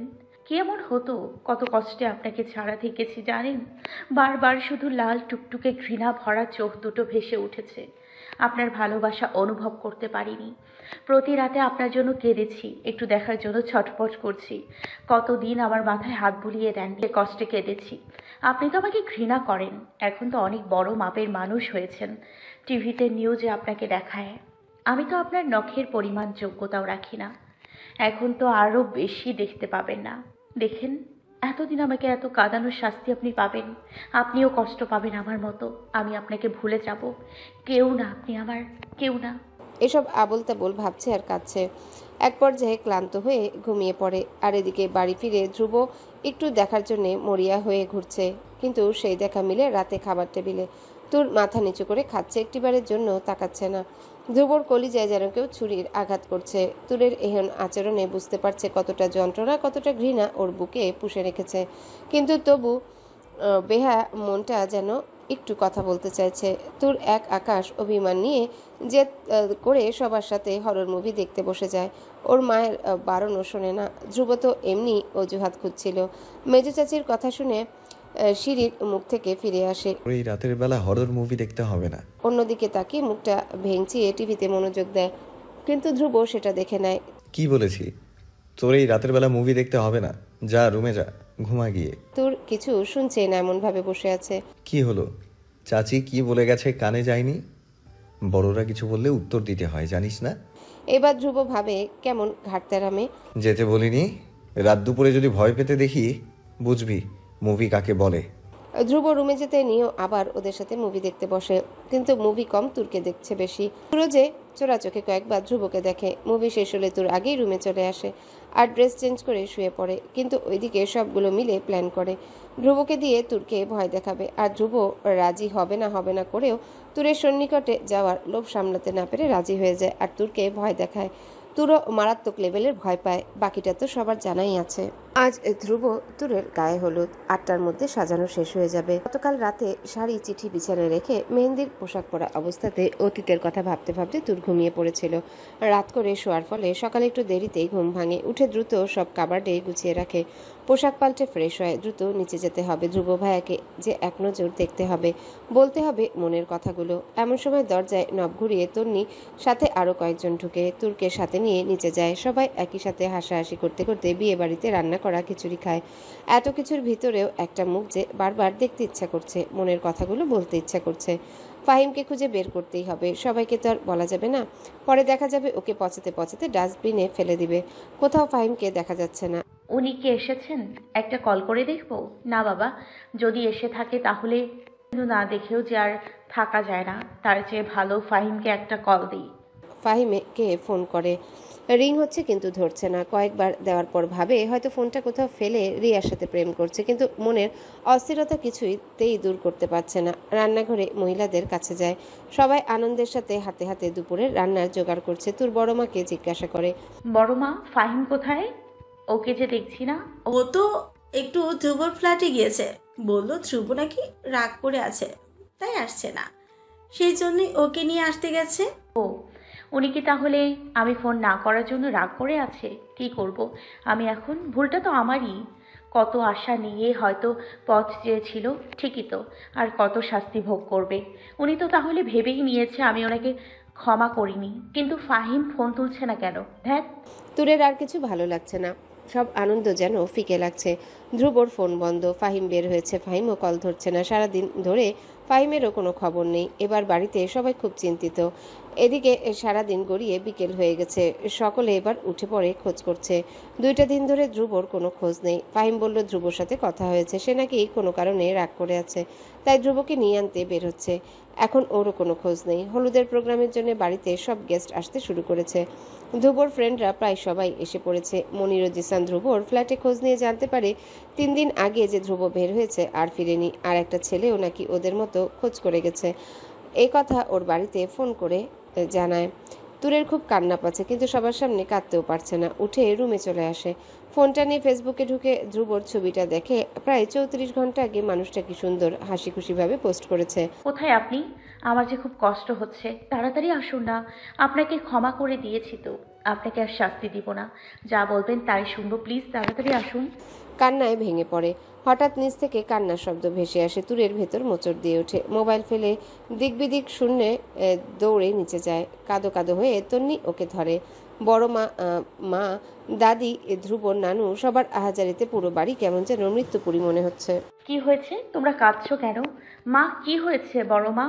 জহির সাহেব মাথা ফেলে দিয়েছে একজনের কাঁধে। কবির সাহেব কপালে 2 হাত দিয়ে চেপে ধরেছেন। সমীর সাহেবের চোখেও পানি। সেলিম চৌধুরী রেহানা বেগমকে নিয়ে মাত্র প্রবেশ করেছেন, আর এই পরিস্থিতি দেখে পুরো দিশেহারা। বাবা বলো, কি হয়েছে? তোমরা এমন করছো কেন? আমার কিন্তু ভালো লাগছে না। একটু পরে হলুদের অনুষ্ঠান, আমি কিন্তু সাজবো না, বলে দিলাম। কবির সাহেব উঠে দাঁড়ান। মেয়ের মাথায় হাত বুলিয়ে নিজের গাল বেয়ে পড়া পানি মুছেন। মেয়েকে জড়িয়ে ধরে বলেন, সব আল্লাহর ইচ্ছা হয় মা। আল্লাহ বিপদ দেন, আবার তিনি উদ্ধার করেন। বিপদে ধৈর্য ধারণ করতে হয়, ভেঙে পড়লে চলে না। এটুকু বলে কবির সাহেব থেমে যায়। তুরের মনে অজানা আশঙ্কায় মোচড় দিয়ে ওঠে। চুপ করে বাবার দিকে তাকিয়ে আছে মূল কথা শোনার জন্য। খুব বুঝতে পারছে ওর বাবা ওর সাহস জুগিয়ে চলেছেন মারাত্মক কোনো কথা শোনানোর জন্যে। মারে করার সময় রানওয়েতে ক্রাশ হয়ে যায়। ধ্রুব হাসপাতালে আইসিইউতে ওটিতে আছে। তুরের পায়ের নিচ থেকে যেন মাটি সরে গেছে। পৃথিবীতে মনে হচ্ছে আলো কমে আসছে, অক্সিজেন কমে যাচ্ছে, মনে হচ্ছে নিঃশ্বাস নিতে পারছে না। আমি কি মারা যাচ্ছি? এমন লাগছে কেন? আল্লাহ, আমি এক্ষুনি মরতে চাই না। আমার যে ধ্রুব ভাইয়াকে বলতে হবে, ভাইয়া আমি আপনাকে ক্ষমা করে দিয়েছি। আমিও যে আপনাকে অনেক ভালোবাসি, সেই ছোটবেলা থেকে। আপনাকে ছাড়া যে আমার দুনিয়ায় বেঁচে থাকা আর হবে না। আমি যে ধ্রুবহীন অচল, আপনাকে ছাড়া আমি কোন আকাশের তারা হব? আমিও যে আপনার হৃদয়ের আকাশের একমাত্র ধ্রুব তারা হওয়ার অপেক্ষায় আছি। এবার কি আপনি আমার উপর রাগ করে আমাকে শাস্তি দিচ্ছেন? আমাকে আর কষ্ট দেবেন না প্লিজ। আমার ভুল হয়েছে এতদিন আপনাকে শাস্তি দেয়া। প্লিজ ফিরে আসেন। আজ যে আপনার আমার হলুদ ছোঁয়া, দেখবেন না আমাকে মুগ্ধ হয়ে? কেন এমন হলো? আমার জীবনে কষ্ট পাওয়া কি আরও বাকি রয়ে গেছে, যেটা আপনি পূরণ করতে চাইছেন? মনির আর জিসান ধ্রুবর বাসায় ওদের না পেয়ে বাংলাদেশ বিমান এয়ারলাইন্সের অফিসে যোগাযোগ করে। তখন সেখান থেকে জানায়, ল্যান্ডিংয়ের সময় ল্যান্ড করার আগে কিছু অজ্ঞাত কারণবশত প্লেনে কিছু প্রবলেম ক্রিয়েট হয়, যার ফলে প্লেন যে কোনো সময় ক্র্যাশ হওয়ার পরিস্থিতির সৃষ্টি হয়। ল্যান্ডিংয়ের পূর্বে আকাশে থাকাকালীন হওয়ার সম্ভাবনা ছিল। যদি আকাশে ক্র্যাশ হতো তাহলে প্লেনের যাত্রীদের বাঁচানো পসিবল হতো না, কিন্তু পাইলটদের অত্যন্ত সুদক্ষতার কারণে অনেক চেষ্টায় সেটা রানওয়েতে আনতে সক্ষম হয়। তাই সবাইকে কিছুটা কম ইঞ্জুরিতে বের করা পসিবল হয়। শুধু পাইলটদের 2 জন ও কেবিন ক্রুদের মধ্যে একজন খুব বেশি ক্ষতিগ্রস্ত হয়। ধ্রুব রায়ান স্যারের বাসায় এড্রেস কোনো ফোন নাম্বার মিলাতে পারছিলাম না আমরা, তাই জানাতে পারিনি, কিন্তু টিভিতে নিউজে সেটা জানানো হয়েছে। আমরা ভেবেছিলাম সেটা দেখে ওনার ফ্যামিলি যোগাযোগ করতে আসবে। আজকে সকালে ওনার ভাই আসেন, আমরা ওনাকে জানাই ধ্রুব স্যার এখন হাসপাতালে আছেন, আইসিইউতে। সময় মতো জানাতে পারিনি বলে আমরা আন্তরিকভাবে দুঃখিত। বিয়েবাড়ির আনন্দে সবাই এত মেতে ছিল, কেউ টিভি ছেড়ে দেখার প্রয়োজন মনে করেনি। ঘুম থেকে উঠে ফাহিম মোবাইল হাতে নিয়ে একটা প্লেন ক্র্যাশের নিউজ দেখে, আর সেই সকালবেলায় দুশ্চিন্তা আর অজানা ভয় নিয়ে বাড়ি থেকে বের হয়ে যায়। বের হওয়ার আগে সবাই জিজ্ঞাসা করলে টেনশন না দেওয়ার জন্য বলে, ভাইয়ার কি যেন রোগ আছে, তাই আসছে না, আমি গিয়ে নিয়ে আসছি। এদিকে বাবার মুখ থেকে ধ্রুবর কথা শুনে তুর সেন্সলেস হয়ে যাওয়ার পর দ্রুত ওকে রুমে শিফট করা হয়। তুরের অবস্থা দেখে আবারও বাড়িতে কান্নার রোল পড়ে যায়। বাড়িতে তুরের মা, দাদি, রেহানা বেগম, তুরের ফুপু, কিছু নিকটাত্মীয় ওনারা থেকে যায়। সেলিম চৌধুরী, বাবা, চাচা, ধ্রুবর ফ্রেন্ড সবাই হাসপাতালে ছুটে যায়। হাসপাতালে যেয়ে দেখে ফাহিমের চোখ লাল হয়ে আছে, ও কাঁদো কাঁদো অবস্থা। সবাইকে একসাথে দেখে অসহায় বোধ করা ফাহিম কেঁদে ফেলে। সে তো জানে কত প্রতীক্ষার পর ভাইয়ের কাঙ্ক্ষিত শুভ দিন এসেছে। কোথায় আজ তার ভাইয়ের শেরওয়ানিতে আবৃত হয়ে ফুলের বাসরে যাওয়ার কথা ছিল, কিন্তু আবৃত হয়ে আছে সাদা বিছানায় সাদা চাদরে, কতগুলো মেশিনের ভিড়ে। ফাহিম বাবাকে জড়িয়ে ধরে কেঁদে দেয়। এর সাথে এমন তো হওয়ার কথা ছিল না। এটা কি হয়ে গেল বাবা? তোমার কথা তো ভাইয়া শোনে, ওকে কিছু বলো না। এমন সময় কেন এটা করলো? বাড়িতে যে তোর ওর অপেক্ষায় বসে আছে। মনির, জিসান সবাই ফাহিমকে জহির সাহেবের কাছ থেকে দূরে সরায়। উনি ছেলের চিন্তায় অসুস্থ হয়ে পড়ছেন। ধ্রুবর মা কাঁদতে কাঁদতে দুর্বল হয়ে পড়েছেন। সেলিম সাহেব, কবির সাহেব ধ্রুবর সাথে মেয়ের কথা ভেবে দিশেহারা। ডাক্তার জানিয়েছেন ধ্রুবর ডান হাত ভেঙে গেছে, পায়ের দিকেও এক পাশের মাংস থেতলে গেছে, মাথার টোটটা খুব গভীর। তাছাড়া শরীরের এখানে ওখানে আরো অসংখ্য ইনজুরি রয়েছে। প্রচুর ব্লাড লস হয়েছে। 72 ঘন্টার মধ্যে যদি সেন্স না আসে তাহলে কোমায় চলে যাওয়ার সম্ভাবনাই রয়েছে। আল্লাহকে ডাকুন, সব ঠিক, সব কিছু ওনার হাতে। ডাক্তারের কথা শুনে সকলে আল্লাহকে স্মরণ করছে। আইসিইউ এর সামনে সকলে হা পিত্তেশ করে বসে আছে। তুরের সেন্স ফিরলে চোখ মেলে তাকিয়ে দেখে ওর মা ওর শিওরে বসে কাঁদছে। সব কথা মনে পড়ে। বালিশ থেকে মাথা তুলে মায়ের হাঁটু জড়িয়ে কান্না জুড়ে দেয়। রায়লা বেগম মেয়ের মাথায় হাত রেখে আদর করছেন আর চোখের পানি ফেলছেন। মেয়েটার জীবনে কেন বারবার এত দুঃখ আসে? কেন বাচ্চা মেয়েটার চোখের পানি ঝরছে? কাঁদিস না মা, আল্লাহকে ডাক, আল্লাহ যেন সহি সালামতে মানিটাকে ফিরিয়ে দেন। তোর হু হু করে কাঁদছে আর মুখে যা আসছে আবল তাবল বলছে। কেন আমার সাথে সব সময় এমন হয় মা? আমার জীবনে কি সুখের মুখ দেখা বারণ? কেন একের পর এক দুঃখ এসে আমাকে গুড়িয়ে দেয়? আজকে আমার কপালের সাথে উনি জুড়েছেন দেখে ওনার এমন হয়েছে, তা না হলে ওনার কিচ্ছু হতো না। আমাকে কেন নিয়ে নিলেন না? ওনাকে কেন এত কষ্ট দিলেন? এসব কথা বলিস না, আল্লাহ নারাজ হবেন। উনি পরীক্ষা করছেন, ধৈর্য ধর মা, আল্লাহর উপর ভরসা রাখ। ভাবে মা, আমি যে ওনাকে এতদিন এড়িয়ে চলেছি, অনেক কষ্ট দিয়েছি, আমারও যে অনেক ভুল জমা হয়ে গেছে। উনি যে আমাকে ভুল বুঝে আছে, আমার সাথে রাগ করে আছে, একটাবার কি আমাকে আমার কথাগুলো বলার সুযোগ দেবে না? আমার কি স্বপ্ন দেখা বারণ? আমি যে নতুন করে স্বপ্ন বুনছি, কি হবে সেগুলোর? আমাকে তো আবারও একা করে দিয়েছে। লাল নীল বাতি ও ফুল দিয়ে সাজানো পুরো নিস্তব্ধ বাড়িতে তুরের কান্নার আওয়াজে কেমন বাতাসে শোকের ছায়া নামিয়ে দিয়েছে। আমাকে একবার ওনার কাছে নিয়ে যাও মা, আমি যাব ওনার কাছে। বাবাকে ডাকো, বলো আমাকে নিয়ে যেতে। মা, মা প্লিজ। কিভাবে যাবি মা? বাড়িতে তো পুরুষ মানুষ কেউ নেই, এমনকি কোনো গাড়িও নেই। ধৈর্য ধর মা, আমি তো বাবাকে বলছি, পরিস্থিতি স্বাভাবিক হলে তোকে নিয়ে যাবে। আমি আর এক মুহূর্ত থাকতে পারবো না। এক্ষুনি না নিয়ে গেলে আমি একা চলে যাব। আমার খুব কষ্ট হচ্ছে মা, বলো তুমি বাবাকে, আমাকে নিয়ে যাও তোমরা, পায়ে ধরে শুধু একটাবার দেখতে চাই। মেয়েটা যে হারে পাগলামো করছে, না নিয়ে গিয়ে উপায় নেই। বাড়ির ছেলে মানুষ কেউ নেই, না বাড়ির কোনো গাড়ি আছে।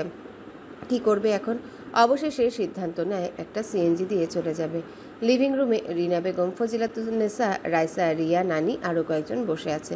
এতক্ষণ নিচে বসে এরাও তুরের কান্নার আওয়াজ পেয়েছে। সকলের চোখে মুখে হতাশার ছাপ স্পষ্ট।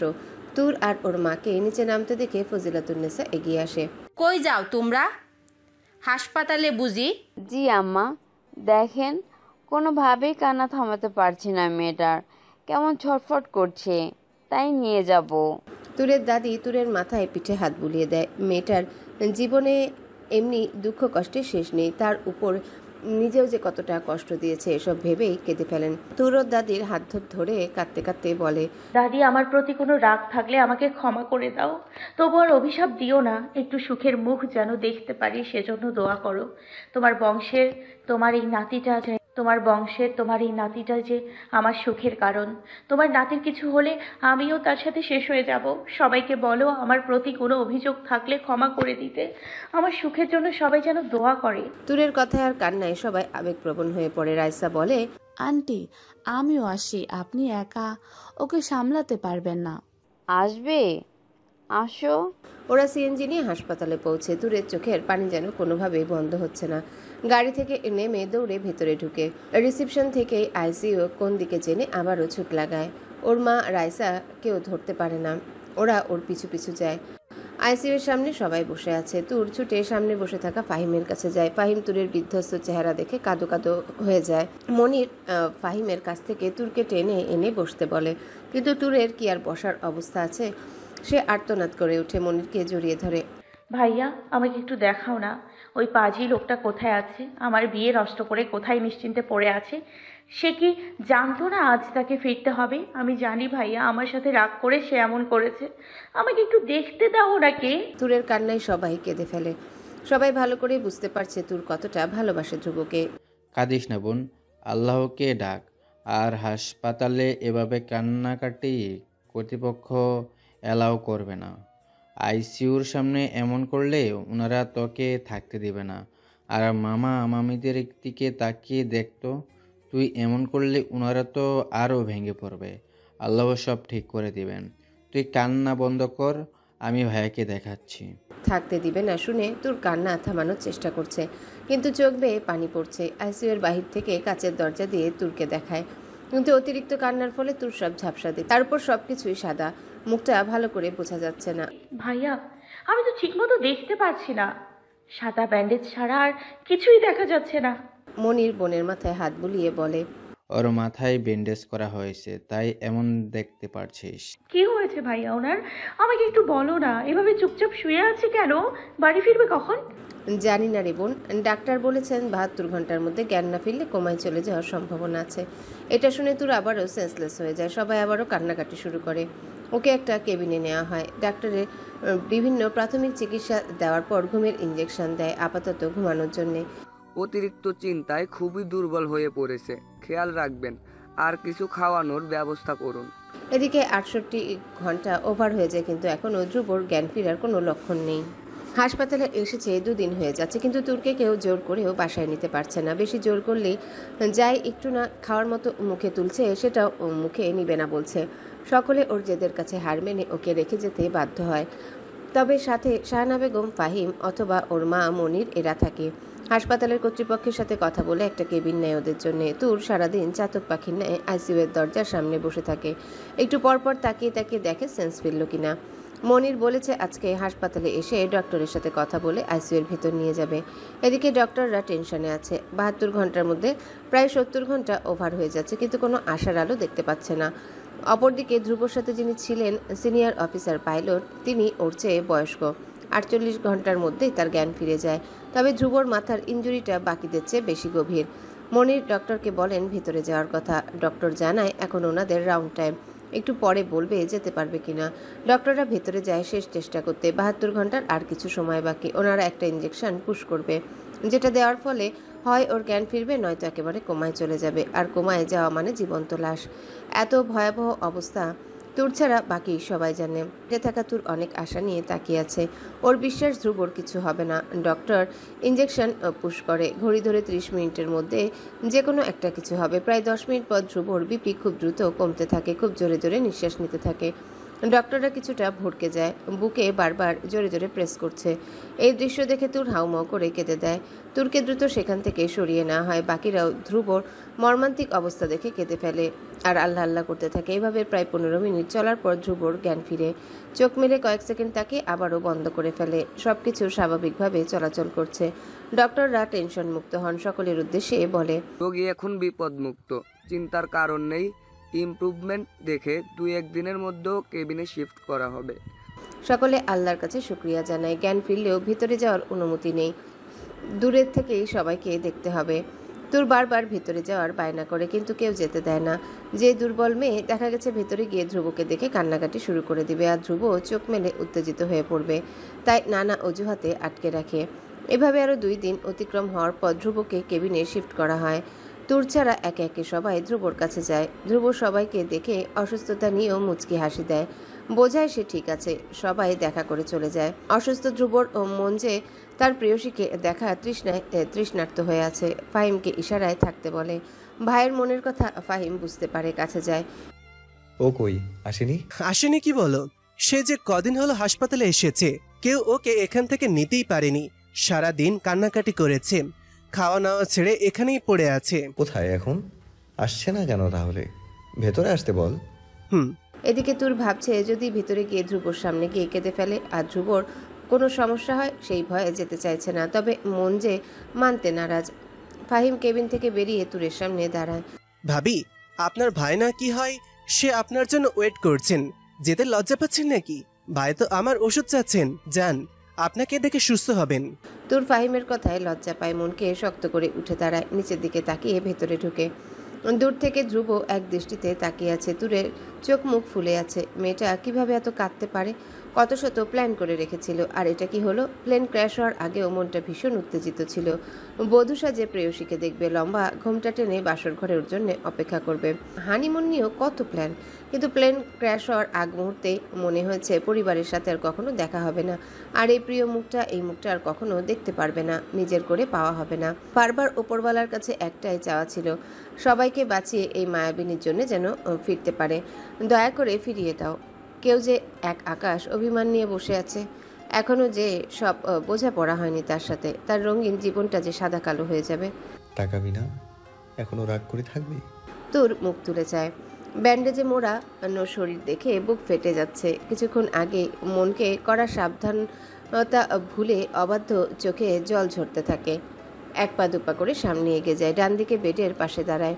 ধ্রুবর ডান হাতে প্লাস্টার করা, নাড়াচাড়া করতে পারে না।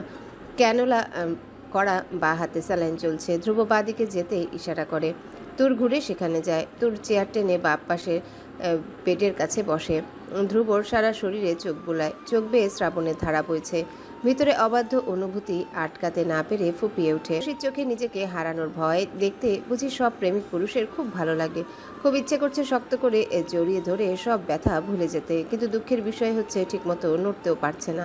মনে মনে ভাবছে, তোমার কাদার দিন শেষ জান, তোমার মুখে শুধু মুক্তা ঝরা হাসি থাকবে। তুরের কান্নার গতি বাড়ছে। তুরকে থামাতে ধ্রুব ইশারায় বা হাতটা ধরতে বলে। তুর বাধ্য মেয়ের মতো কাঁপা কাঁপা হাতে আলতো করে ধরে। একটু জোরে ধরলে যেন ধ্রুব ব্যথা পাবে। প্রেয়সীর স্পর্শে মুহূর্তে ধ্রুব সকল ব্যথা যন্ত্রণা দূর হয়ে গেছে। তুরের চোখের দিকে তাকিয়ে মনের সব ব্যথা বুঝতে পারছে। শরীরে যতটা শক্তি আছে তা দিয়ে তুরের হাতটা জোরে চেপে ধরে। হঠাৎই নিজের হাতকে শক্ত হাতের মুঠোয় দেখে ভড়কে যায়, কিন্তু পরক্ষণে বুঝতে পারে তার ধ্রুব ভাইয়া তাকে বোঝাতে চাইছে সে ভালো আছে। তুর আবারও হু করে কেঁদে দেয়। ধ্রুব দুর্বল হাতটা কোনো রকমে উঁচিয়ে চোখটা মুছে দেয়। কাঁদিস না পাগলি, আমি ঠিক আছি তো। আজকে বাড়ি যাবি আর রেস্ট নিয়ে কালকে আসবি, তা না হলে আমি সুস্থ হতে হতে তুই নিজেই অসুস্থ হয়ে পড়বি। যাব না কোথাও, জোর করে পাঠালে আর এমুখ হব না, এখানেই থাকবো। তুরের এই অধিকারটা দেখানো ধ্রুবর খুব ভালো লাগছে। একটা দিন বাড়ি থেকে রেস্ট নিলে হতো না? ঠিক আছে, না যেতে চাইলে থাক, যেতে হবে না। এবার তো একেবারে যেতে বলিনি, যাবি, ফ্রেশ হয়ে আবার এসে পড়বি। কেমন? আমার কথা না শুনলে কিন্তু নেক্সট টাইম আর ফিরবো না। তুরের চোখ বেয়ে আবারও পানি পড়ছে। কথা বলতে কষ্ট হচ্ছে কিন্তু। কষ্ট করে আর কথা বলতে হবে না, বাসায় যাব, তবে আবার এসে পড়বো, কিন্তু আপনাকে কথা দিতে হবে এসব কথা আর কখনো বলবেন না। বলবো না, কষ্ট হয় আমার জন্য। অশ্রুসজল চোখে তাকিয়ে মাথা নাড়িয়ে বলে, খুব কষ্ট হয়, সেই আগের মতোই। আগে যেমন হতো তার চেয়ে বেশি হয় এখন। কাঁদতে কাঁদতে মাথা নিচু করে বেডের সাথে লাগিয়ে ফেলে। ধ্রুব তুরের হাতে পুনরায় ধরে বলে, আমি ঠিক আছি তুর, যা বাড়ি যা। ধ্রুবর কথা শুনে বাড়ি যায় ঠিকই, কিন্তু কোনো রকমে ফ্রেশ হয়ে নাকে মুখে দুদলা ভাত মুখে তুলে বেরিয়ে আসে। ঘাটতারা মেয়েকে কেউ আটকানোর সাহস পায় না। সপ্তাহখানিক পেরিয়ে গেছে। ধ্রুব এখন অনেকটাই সুস্থ, নিজে নিজে এখন উঠে বসতে পারে, নড়াচড়াও করতে পারে। ঘুম থেকে উঠে দেখে তুর চেয়ারে বসে পায়ের কাছে বেডে মাথা রেখে ঘুমিয়ে পড়েছে। ক্লান্ত শ্রান্ত ঘুমন্ত মেয়েটাকে দেখে ধ্রুবর খুব মায়া লাগছে। উঠে বসে বা হাতে তুরের মাথায় হাত বুলিয়ে দেয়। মেয়েটার চোখের নিচে কালি জমে গেছে। কি সুন্দর চকচকে মুখটার মলিনতার ছাপ পড়েছে। এই কটা দিন ধরে কি যাচ্ছে মেয়েটার উপর দিয়ে, মুখে না বললেও ধ্রুব বুঝে গেছে তুর ধ্রুবকে কতটা ভালোবাসে। মনের সব দ্বিধাদ্বন্দ্ব, মান অভিমান দূরে সরিয়ে সবটা দিয়ে ধ্রুবর সেবা করছে। ধ্রুবর সাথে সাথে পরিবার, বন্ধু, আত্মীয় স্বজনরা সবাইও বুঝে গেছে। ধ্রুব তো এখন শুধু সুস্থ হওয়ার অপেক্ষায় আছে। এই কদিন ধরে ধ্রুবর খাওয়া দাওয়া, ওষুধপত্র সব তুর একাই করছে। ধ্রুবর ঘুমের মধ্যে হাত নাড়িয়ে যদি ব্যথা পায় তাই সারা রাত জেগে বসে কাটিয়েছে। এই কেবিনের সোফায় নিদ্রায় অনিদ্রায় রাত পার করেছে। এখান থেকে সরানোর জো নেই। শুধু ধ্রুবর হাত পা, শরীর মুছানো, এগুলো শাহানা বেগম ফাহিম করে দিয়েছে। প্রথম দিন ওয়াশরুমে যাওয়া নিয়ে ধ্রুব পড়েছিল বিপাকে। তুরকে বলে হেল্প করতে।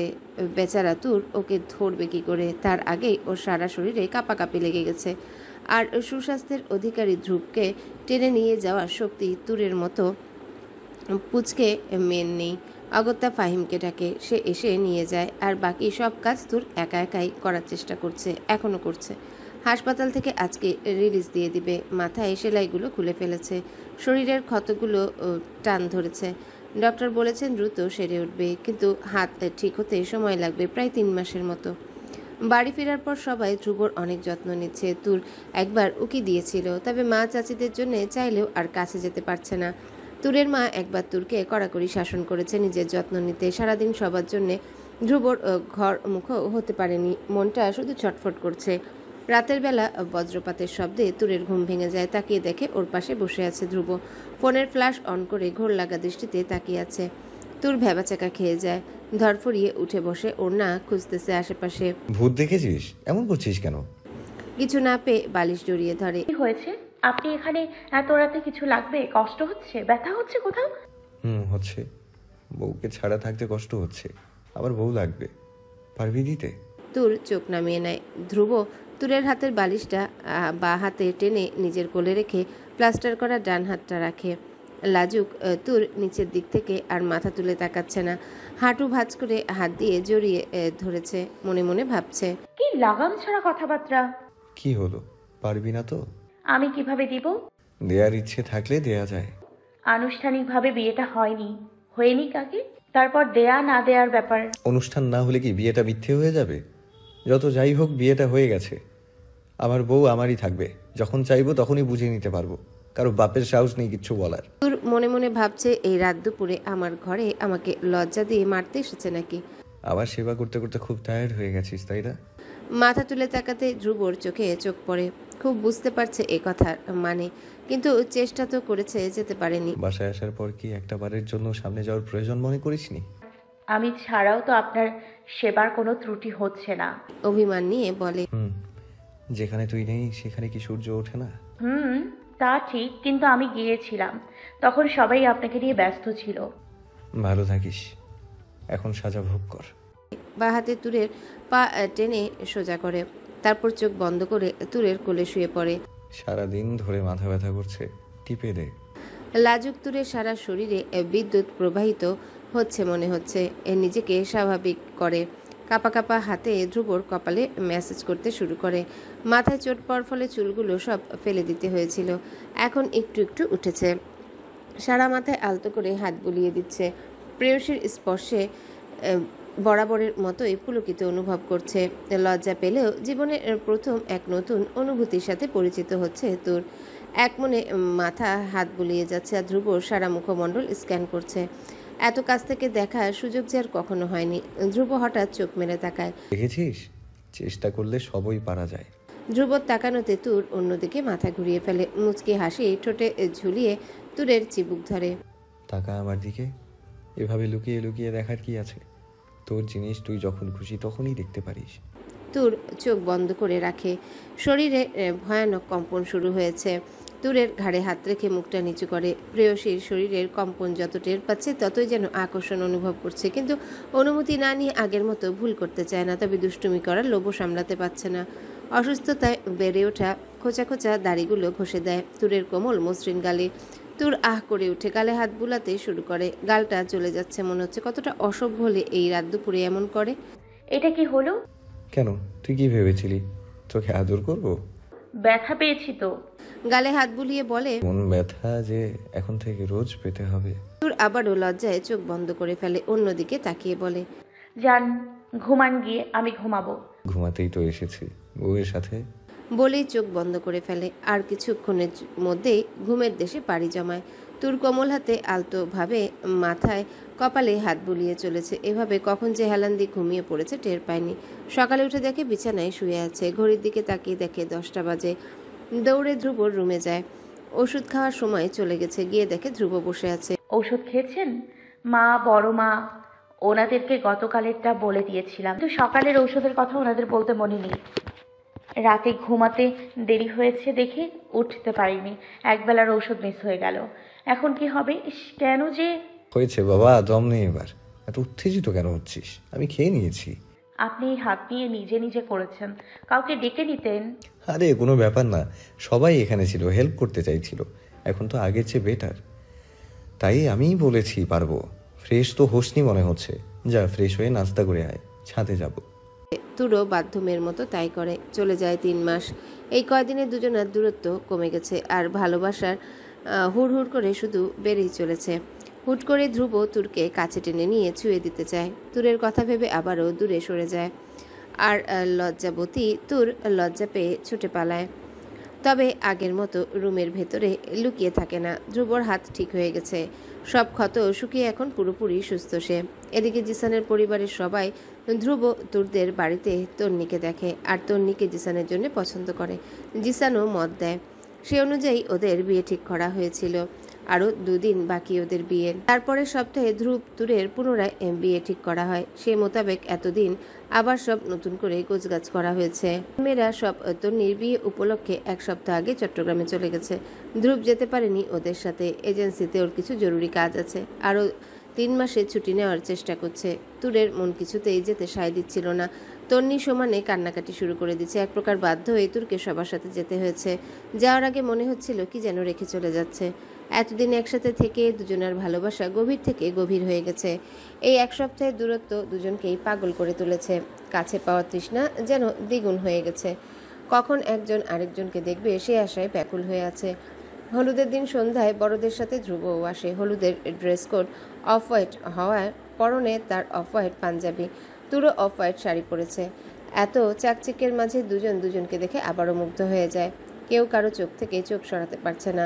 চোখে চোখেই যেন কদিনের অনেক না বলা কথা বলে ফেলছে। কাছে যেয়ে কথা বলবে তার আগেই তন্নির ডাকে স্টেজে চলে যেতে হয়। তুর একটু ফাঁকা পেয়ে ধ্রুবর কাছে যেতে নেয়। অমনি কোথা থেকে মেয়েদের দল এসে টানাটানি শুরু করে। সবার ডাকে আবারও ওদের সাথে মিলে যেতে হয়। একজন আরেকজনকে কাছে পাওয়ার সুযোগ কিছুতেই হয়ে উঠছে না। এদিকে ধ্রুবর আর তর্স হয়েছে না। বউটাকে কত সুন্দর লাগছে শাড়িতে। নিরিবিলিতে একটু কাছে পাবে, দূরে থাক কথা পর্যন্ত বলতে পারছে না। বারবার চেষ্টা করেও কোনো লাভ হচ্ছে না। এই বাড়িতে থেকে বউ কাছে পাওয়ার কোনো জো নেই। দূর থেকেই মন ভরাতে হবে, তাছাড়া মনে হয় আর কিছু কপালে নেই। এভাবেই ব্যস্ততায় হলুদের রাতটা কেটে যায়। অনুষ্ঠান শেষ হতে অনেক রাত হয়। ক্লান্ত হয়ে যে যার মতো যেখানে জায়গা পায় সেখানে শুয়ে পড়ে। বিয়ের দিন সকাল থেকে বাড়িতে প্রচুর ভিড় আর হইচই। রাতে দেরিতে ঘুমানোর ফলে ধ্রুবর ঘুম ভাঙে দেরিতে। ঘুম থেকে উঠে শুনে তুরতন্নি ফাহিমকে নিয়ে বেরিয়ে পড়েছে পার্লারের উদ্দেশ্যে। ধ্রুবর মেজাজটাই খারাপ হয়ে গেছে। ঘুম থেকে উঠেছে, কই এখন একটু বউকে কাছে পাবে তা না, চোখের সামনেও দেখতে পারছে না। ফাহিমকে ফোন লাগায়। হ্যাঁ ভাইয়া বলো। তন্নি গিয়ে দে তো। দিচ্ছি। তন্নি ফোন হাতে নিয়ে এতেই শুরু হয় ঝাড়ি। কিরে, বিয়ে হচ্ছে তোর আর জিসানের, তুই আমার বউকে নিয়ে টানাটানি করছিস কেন? কতগুলো দিন তোর জন্য বউ ছাড়া থাকছি। আচ্ছা, কতগুলো দিন তোর জন্য বউ ছাড়া থেকেছি, হিসেব আছে? ঠিক তো ড্যাং ড্যাং করতে করতে জামাইয়ের হাত ধরে চলে যাবি, তখন কি ওকে ছাড়া থাকবি না? তো এখন কেন এই অবলারে শাস্তি দিচ্ছিস বোন? আরে ভাইয়া টেনশন নিও না, আমার সাথে তুরকেও নিয়ে যাব, ওকে ছাড়া জীবন নিয়েও যাব না।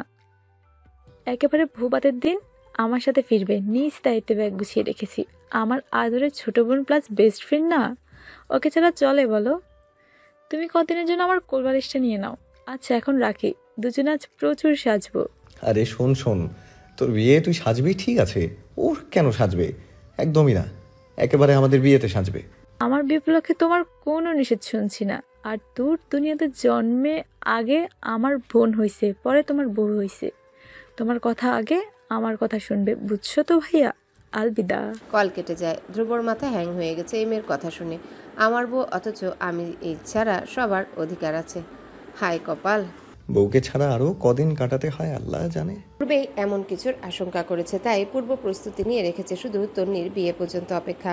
দুপুর 1টায় বউ নিয়ে পার্লার থেকে ফিরে সবাই দাঁড়িয়ে আছে কনে সাজ কেমন হলো দেখবে বলে। বাড়ির লোকজন সবাই তো দুজনের প্রশংসায় পঞ্চমুখ। তন্নিকে বিয়ে সাজে পুরো অপসরই লাগছে। আর তুরি মেরুন লেহেঙ্গা পরে লম্বা খোলা চুলে পুরো দস্তুর পার্টি লুকে জাস্ট অসাধারণ লাগছে। ধ্রুব তো চোখ ফেরানোই দায় হয়ে পড়েছে। উফ, বউটা আমার এত সুন্দরী কেন? তুর তন্নিকে নিয়ে তন্নির রুমে চলে গেছে। সবাই ওদের ঘিরে ধরেছে, কাছে যাওয়ার উপায় নেই। ধ্রুবর মেজাজ গরম হচ্ছে। কিছুক্ষণ ঘুরে ফিরে তন্নির রুমে উকি দেয়। লোকজন তুলনামূলক কম দেখে তুরকে ডাকে, তোর এদিকে আয় তো। ভাবিয়া পুরো হাসাহাসি শুরু করে দেয়। সবার সামনে ধ্রুবর এমন ডাকে তুর লজ্জা পেয়ে যায়। জি ভাইয়া, বলুন কিছু লাগবে? আরও একবার হাসির রোল পড়ে ঘর জুড়ে। একজন ভাবিত তন্নিকে বলে, কি রে, এরা দুজন তো এখনো ভাই বোনের সম্পর্কে আটকে আছে, এদের দিয়ে নতুন প্রজন্ম আসবে কিভাবে? সবাই আবার হো হো করে হেসে ওঠে। ধ্রুবর মেজাজ আরো খারাপ হয়ে যায় তুরের ভাই ডাকের জন্যে। সবাইকে বলতে ইচ্ছে হয়, সময় হলে দেখে নিয়েন, নতুন প্রজন্মের অভাব হবে না। তুর লজ্জা পেয়ে দৌড়ে বের হয়ে যায়। ধ্রুব দ্রুত গতিতে গিয়ে ওর হাত চেপে ধরে টানতে টানতে ছাদে এনে ছাড়ে। কি ব্যাপার, নিজেকে খুব স্বাধীন চেতনা ভাবা হচ্ছে না? আবার কোনো পাত্তাই নেই। এত এত সুন্দরের ভিড়ে আমাকে চোখে লাগছে না, তাই না? বলছে আর এক পা করে এগোচ্ছে। অপরদিকে তুর শুধু পেছাচ্ছে। না মানে আমি তো আসতে চেয়েছি, কিন্তু এত মানুষের মাঝে থেকে ছুটে আসা যায় বলুন? কি বলবে সবাই? তাছাড়া তন্নি আপু তো জোকের মতো আমাকে ওর সাথে আটকে রাখে, আমি কি করব? কথা বলতে বলতে তুরের পিঠ দেয়ালে আটকে যায়। ধ্রুব একদম কাছে এসে দুপাশে দু হাত রেখে আটকে দেয়, যেন পালাতে না পারে। তাই বুঝি সবার সামনে ভাই ডেকে ফেলবি? আমি তোর ভাই হই? ধ্রুবর পাঞ্জাবির দুটো বোতাম খোলা। তুর চোখ নামিয়ে সেই উন্মুক্ত বুকে তাকিয়ে থাকে। মানে চিবুকে ধরে উপরে তুলে তুরের চোখের দিকে তাকায়। মানে তোর বর যদি তোর ভাই হয়, বাচ্চাদের সম্পর্কে কি হবে ধারণা আছে? আমাকে হাসির পাত্র বানানো হচ্ছে। কথাগুলো তুরের কানে একদম ঝংকার তুলে দিয়েছে। লজ্জায় চোখ বন্ধ করে নিয়েছে। তুই নাকি তন্নির সাথে ওর শ্বশুর বাড়ি যাবি? গাল চেপে ধরে। আমি বলেছি যেতে, অনুমতি নিয়েছিস? না মানে আপু খুব করে বলছিল তো তাই। এবার একেবারে মুখের উপর ঝুঁকে পড়ে। তাই কি? বিয়ে পড়ানো হলে আমি আর এক মুহূর্ত এখানে থাকবো না।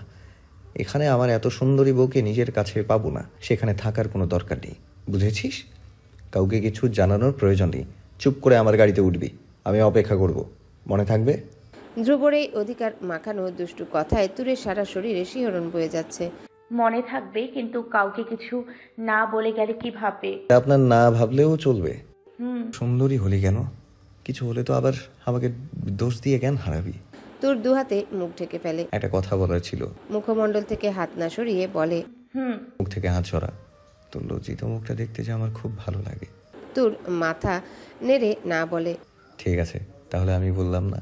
চট করে হাত সরিয়ে বলে, বলুন, আমি শুনবো। তুরের দুগালে দু হাত রেখে মুখটা তুলে চোখে চোখ রাখে। লাভ ইউ বউ, I love you so much. অনেক অনেক ভালোবাসি তোকে। পৃথিবীর মূল্যবান সব কিছুর চেয়ে মূল্যবান তুই আমার কাছে। আমার হৃদয়ের আকাশের ধ্রুব তারা হবি তো। যদিও আমি জানি, তবু আর কত অপেক্ষায় থাকবো তোর মুখ থেকে শোনার জন্য। আমার ভালোবাসা, আমার ব্যাকুলতা কি তোর চোখে পড়ে না? আর পারবো না ধৈর্য ধরতে। আজকেই যা হোক একটা কিছু জানাবি। আমার পরে সবাই বিয়ে করে সংসার গুছিয়ে ফেলেছে, আর আমি সারা এখনো বউয়ের মুখ থেকে ভালোবাসি শুনতে পেলাম না। তুরের কথা শুনে হেসে দেয়। মনের মধ্যে সুখের অনুভূতি খেলা করছে। মনে অনেক সাহস সঞ্চয় করে ধ্রুব চোখের দিকে তাকায়। মনের সব কথা বলে দিবে। ধ্রুব দুষ্টুমি ভরা চোখে এক দৃষ্টিতে অধীর আগ্রহী হয়ে তাকায় তুরের চোখে। আমি তো সেই কবে থেকে মনের সকল মান অভিমান একপাশে সরিয়ে আপনার হৃদয়ের আকাশে ধ্রুব তারা হওয়ার অপেক্ষায় আছি। আর কিসের অপেক্ষায় আছিস? আপনার মুখে শোনার অপেক্ষায়। শুধু আপনিই শুনতে চান? আমাকে একটু শুনিয়েও ধন্য করুন মহারানী। তোর চোখ বন্ধ করে ফেলে। কিন্তু আমার লজ্জা করে, বলতে পারবো না। হ্যাঁ, ভালোবাসি বলতে কারো লজ্জা করে? এত লজ্জা তোর আসে কই থেকে? এসব আমি বুঝি না। লজ্জা টজ্জা সব সাইডে চাপা। তারপর বল, আমি এক্ষুনি শুনবো। আজকে আমি জেনেই ছাড়বো। তুর পড়েছে বিপাকে। যতই চেষ্টা করছে বলার, মুখ দিয়ে কোনো কথাই বেরোচ্ছে না। মানে আমি আপনাকে। আপু, তুই আর ভাইয়া এখানে কি করছিস তোরা দুইজন? ভাইয়া, তুমিও কিভাবে ধরছো কেন? চমকে দুজন দুপাশে ছিটকে যায়। তুহিন, তুমি আসার আর সময় পেলে না? আমি তোমার আপুর সাথে ইম্পর্টেন্ট কথা বলছিলাম, পরে এসো। তাই বুঝি এভাবে আটকে রেখেছো? যাও, পরে এসো। আরে তোমাদের ইম্পর্টেন্ট কথা পরে বলো। সারা বাড়ি খুঁজে পড়ে এখানে এসছি আমি। বর এসে পড়েছে, গেটে দাঁড়াতে হবে তো। দ্রুত আপুকে লাগবে, বুঝছো না তুমি? চলো চলো আপু, সবাই তোমাকে খুঁজছে। তুর অসহায় হয়ে ধ্রুবর দিকে তাকিয়ে চলে যায়। শালার এদের আশেপাশে থেকে কিচ্ছু হবে না। এদিকে বর এসেছে গেটে। তুর খুব চাপাবাজি করছে। ধ্রুব তো এসব দেখে অবাক। এই মেয়ে একটু আগে ভালোবাসি বলতে গিয়ে হাজারবার তোতলিয়েছে। খাওয়া দাওয়া, বিয়ে পড়ানো সব শেষ হয়। এদিকে তুর ধ্রুবর সিগন্যাল পেয়ে গাড়িতে চড়ে বসে। তুর গাড়িতে বসা মাত্র এক টানে এবারই ত্রিসীমানা ছেড়ে ছুটে চলে। কোথায় যাচ্ছি আমরা? গেলেই দেখতে পাবি। দুজনাই চুপচাপ, কারো মুখে কোনো কথা নেই। প্রায় 1 ঘন্টা পর পতেঙ্গা সমুদ্র সৈকতের এরিয়াতে এসে পৌঁছায়। তুর তো বিস্মিত। এখানে কেন? আমরা না বাড়ি যাব? এখানে কেন আসে? ঘুরতে। তো আমরাও সেজন্য এসেছি। হ্যাঁ। চারিদিকে সন্ধ্যা হয়ে আসছে। একটা রিসোর্টের সামনে ধ্রুব গাড়ি থামায়। তুর নেমে দাঁড়ায়। ধ্রুব গাড়ির পেছনে দরজা খুলে একটা ব্যাগ বের করে হাতে নেয়। এটা কোথায় থেকে এলো? কি আছে এই ব্যাগে? তো প্রশ্ন কেন তোর? সময় হলে জানতে পারবি, প্রস্তুত থাক। বাড়ি থেকে ধ্রুবর মোবাইলে কল আসছে। কিরে কই তোরা? তনির বিদায় এখন, তুরের না যাওয়ার কথা ওর সাথে, তাড়াতাড়ি আয়। মা ওর শরীরটা হঠাৎ খারাপ করেছে, তাই আমি ওকে নিয়ে ডক্টর দেখিয়ে ঢাকা ফিরছি। তুমি ম্যানেজ করে নিও। এক মুহূর্ত দেরি না করে কল কেটে দেয়। এত বড় মিথ্যে ধ্রুবর মুখ থেকে শুনে তুর বিস্মিত, অবাকিত, বিমোহিত। রিসিপশন থেকে চাবি নিয়ে তুরকে বসতে বলে ব্যাগটা নিয়ে উপরে নির্ধারিত রুমে যায়। তুর এবার শিওর হয় যে এসব ধ্রুব পূর্ব পরিকল্পনা। কিছুক্ষণ পর একটা প্যাকেট হাতে নিয়ে ওর কাছে আসে। তুর কৌতূহল নিয়ে ধ্রুবর দিকে তাকায়। কি এভাবে তাকিয়েছিস কেন? চল বিচে যাই। দুজনে মিলে হাঁটতে হাঁটতে বিচে যায়। লোকজনের কোলাহল নেই, মৃদু ঠান্ডা বাতাস বইছে। নিস্তব্ধতায় বাতাসের শব্দ কানে কানে এক নীরবতার ছন্দ তুলছে। থেকে থেকে সমুদ্রের ঢেউয়ের গর্জন তুলছে। ধ্রুব পূর্বের মতো মনের ইচ্ছেকে মনে চাপা দিয়ে রাখেনি। এক হাত বাড়িয়ে প্রেয়সীর কোমল হাতটি আঁকড়ে ধরে। তুর নিজেও চাইছিল ধ্রুবর হাতটা ধরতে। এত কাছে থেকে ওর হাতে হাত রেখে পাশাপাশি হাঁটতে খুব ভালো লাগছে। মনে মনে আওড়াচ্ছে, আর কত নতুন অনুভূতি জন্ম দেবেন আপনি। একটা জায়গায় বসে দুজন একের পর এক স্রোত এসে দুজনের পা ভিজিয়ে দিচ্ছে। দুজনেই চুপ করে আছে, দৃষ্টি তাদের ওই সমুদ্রের জলে। কয়টা ঢেউ আছড়ে পড়ছে সেটা গোনায় ব্যস্ত। তুর অনেক চেষ্টা করছে বলার, আমি আপনাকে ভালোবাসি, কিন্তু লজ্জারা ওর গলা চেপে ধরেছে। নীরবতা ভেঙে ধ্রুবী বলে, আমাকে ক্ষমা করতে পারিসনি তাই না? তুর ধ্রুবর মুখের দিকে তাকায়। আমি আপনাকে সেই কবেই ক্ষমা করে দিয়েছি।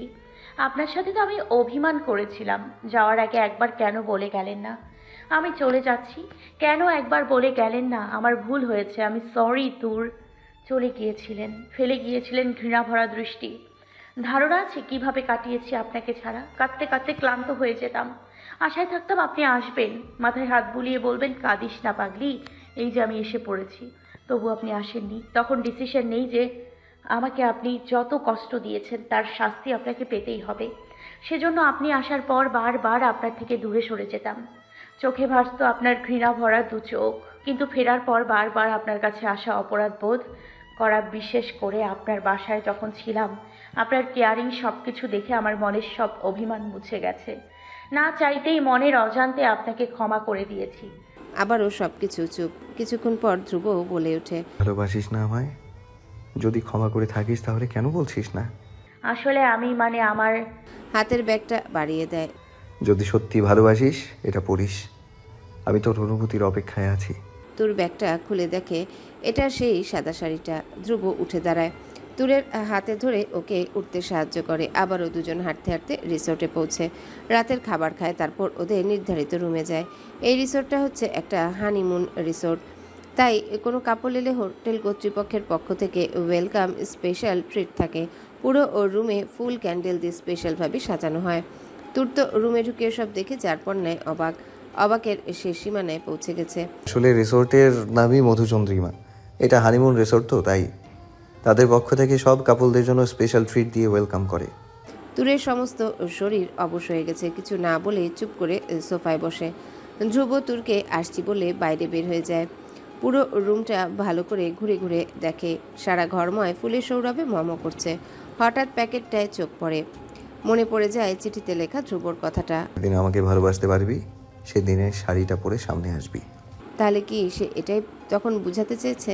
সারা শরীরে এক অদ্ভুত অনুভূতির বিচরণ হচ্ছে। তুর ভাবে, আর কত অপেক্ষা করবে সে? অনেক তো হয়েছে, আজকে যে করেই হোক বলে দিব। বহু চিন্তা ভাবনার পর শাড়ি পরবে ঠিক করে। গোসল সেরে ফুরফুরা মন নিয়ে শাড়ি পরতে শুরু করে। ভিডিও দেখে 1 ঘন্টা অনেক পরিশ্রমের পর কোনো মতে পরতে পারে। ভেজা চুলগুলো পিঠে ছড়িয়ে রাখে। কোনো প্রসাধনী না থাকায় আজ সাজগোজের উপায় নেই। আয়নায় তাকাতেই চোখ কপালে। শাড়িটা এত ফিনফিনে যে শরীরের সব অবয়ব স্পষ্ট। নিজের দিকে নিজে তাকাতেই লজ্জা পাচ্ছে। ধ্রুবর সামনে যাবে কি করে? উফ, লজ্জায় মরি অবস্থা। সাদা চাদরে গোলাপের পাপড়ি দিয়ে হার্ট শেপ করে সাজানো বিছানায় তাকাতেই চোখ বন্ধ করে নেয়। আজকে কি কোথাও তাকাতেও পারবে না? বিছানায় বসতে কেমন যেন লাগছে। বিছানায় না বসে সোফায় হেলান দিয়ে বসে। শরীর ক্লান্ত থাকায় কখন যে ঘুমিয়ে পড়ে টের পায়নি। ঘুম ভেঙে দেখে ধ্রুব নিচে বসে এক ধ্যানে গালে হাত দিয়ে তুরকে দেখছে। কখন ঘুমিয়ে পড়েছি টের পাইনি। কোথায় গিয়েছিলেন?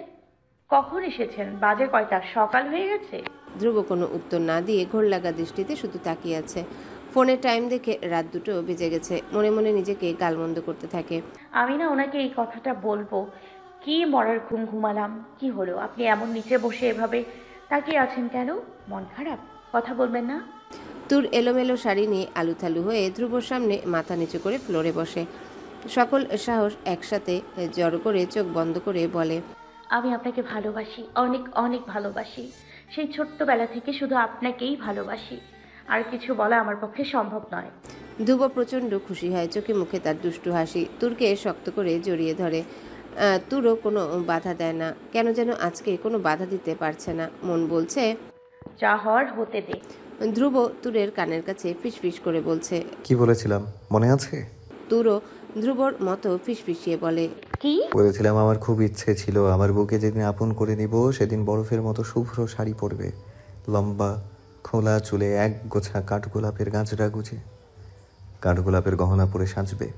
আমি সেই শুভ্র বরফ কন্যার পবিত্র মুখখানি মুগ্ধ হয়ে দেখব আর সৌরভে মাতোয়ারা হব। যেদিন আমাকে ভালোবাসতে পারবি সেদিনে শাড়িটা পরে সামনে আসবি। তুরের সারা শরীর ঝিমঝিম করছে। এটাই তো ছিল সেই চিঠিতে। আগের কথাগুলো বেমালুম ভুলে গেল কিভাবে? তাহলে আমি কি ধরে নেব যে আমি অনুমতি পেয়ে গেছি? তুর লজ্জায় জড়িয়ে রাখা ধ্রুবর পাঞ্জাবি খামচে ধরে। ধ্রুব হো হো করে হেসে দেয়। তুরকে ছেড়ে উঠে দাঁড়ায়। একটা পলিথিন থেকে কিছু বের করে তুরের সামনে বসে। নিজে হাতে একে একে কাঠগোলাপের সব গহনা পরিয়ে দেয়। তুর কিছুতে চোখ মেলতে পারছে না। খিচে চোখ বন্ধ করে রেখেছে। তুরের এই লজ্জামাখা মুখখানি ধ্রুবর তৃষ্ণায় আরও বাড়িয়ে দিচ্ছে। গহনা পরানো হলে ধ্রুব তুরকে কোলে তুলে নেয়। তুরকে কোলে নিয়ে বারান্দায় একটা ডিভানে বসে কপালে গভীর চুম্বন করে। আকাশের দিকে তাকিয়ে চিৎকার করে বলে, এই আকাশ, তোমার বুকে রাত ছাড়া তোমার ধ্রুব তারাকে দেখা যায়? যায় না তো। আমার ধ্রুব তারাকে দিন রাত সব সময় আমার বুকে দেখা যায়। ধ্রুবর হৃদয় স্পর্শ করা কথা শুনে তুর আবেগে কেঁদে দেয়। চোখ বেয়ে দুফোঁটা আনন্দশ্রু গড়িয়ে পড়ে। এমন একজন মানুষের জীবন সঙ্গিনী হতে পেরে নিজেকে সৌভাগ্যবতী মনে হচ্ছে। সব লজ্জা দূরে সরিয়ে ধ্রুবর গলা জড়িয়ে ধরে তাকিয়ে থাকে ধ্রুবর নিঃস্বার্থ চোখে। পূর্ণিমার আলোতে দুজনার দূরত্ব বুঝতে শুরু করে। প্রেয়সীর সম্মতি পেয়ে বারান্দা ছেড়ে ক্যান্ডেল লাইট আর ফুলে ফুলে সজ্জিত কক্ষে প্রবেশ করে। গোলাপের পাপড়িতে ভরা বিছানায় প্রস্থান করে। তুরের কানে কানে বলে, শাড়িতে কিন্তু তোমাকে প্রচন্ড আবেদনময়ী লাগছে। তুরের কর্ণকুহরে ঝংকারের মতো কথাটা বাজতে থাকে। দুহাতে মুখ ঢেকে নেয়। আল্লাহ, এত লজ্জা আসে কই থেকে এই মেয়ের? আজকে দয়া করে সেন্সলেস হয়ে পড়িস না। ধ্রুব হাত বাড়িয়েছে। প্রেয়সীর পানে ঢেকে রাখা হাত দুটো সরাতে যাবে অমনি তুরের ফোন বেজে ওঠে। ধ্রুব হাত বাড়িয়েছে প্রেয়সীর প্রাণে ঢেকে রাখা হাত দুটো সরাতে যাবে অমনি তুরের ফোন বেজে ওঠে। ধ্রুবর মেজাজ তো সপ্তম আসমানে। তুরও হাত সরিয়ে তাকায়। ধ্রুব ফোন হাতে নিয়ে দেখে তন্নি ফোন করেছে। রেগে তুরের দিকে তাকায়। আমি কি করলাম? শ্বশুর বাড়ি গিয়েও এই রাত দুপুরে তোকে কল করে কেন? বাসরের গল্প বলতে? রেগে তুরের আর ওর দুজনার ফোন বন্ধ করে রাখে। এমনি একজনের লজ্জা আমার জীবন তামা তামা করে দিচ্ছে, তার উপর ভাই বোনগুলো জুটেছে। মাশাল্লাহ, জীবনে আমার কপালে মনে হয় বাসর নেই বলেই চলে যাওয়ার জন্য উঠে দাঁড়ায়। তুর খপ করে হাত ধরে আটকে দেয়।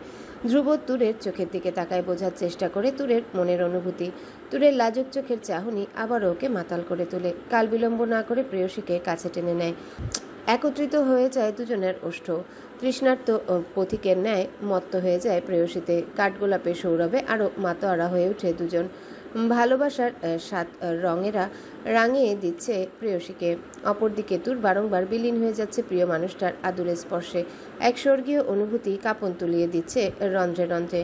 আজ হার মেনে যায় তুরের সকল ভয়, সকল লজ্জা, হারিয়ে যায় অজানা সুখের খোঁজে। অনেক খোট্টা পেরিয়ে এসেছে ওদের এই শুভক্ষণ। পূর্ণিমা চাঁদের উজ্জ্বল আলোয় আলোকিত আকাশ। ওই সুদূরে থাকা চকচকে ধ্রুব তারাটিও আজ হিংসা করছে।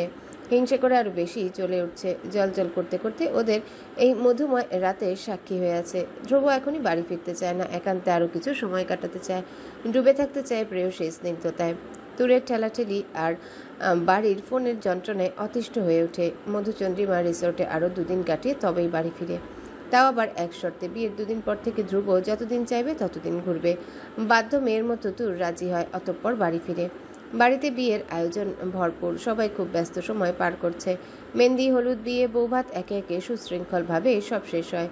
তন্নি সেদিন খুব অভিমান করেছিল, তাই বাসর রাতেও ঘুম থেকে উঠে তুরকে কল করে বকুনি দেওয়ার জন্য। সাথেও শ্বশুরবাড়ি আসার কথা ছিল, কিন্তু আসেনি। বিদায়টা অন্তত দিয়ে যেত। অভিমান করে ওদের মেহেদির অনুষ্ঠানে আসেনি। তুর অনেক কান্নাকাটি করে আসার জন্যে।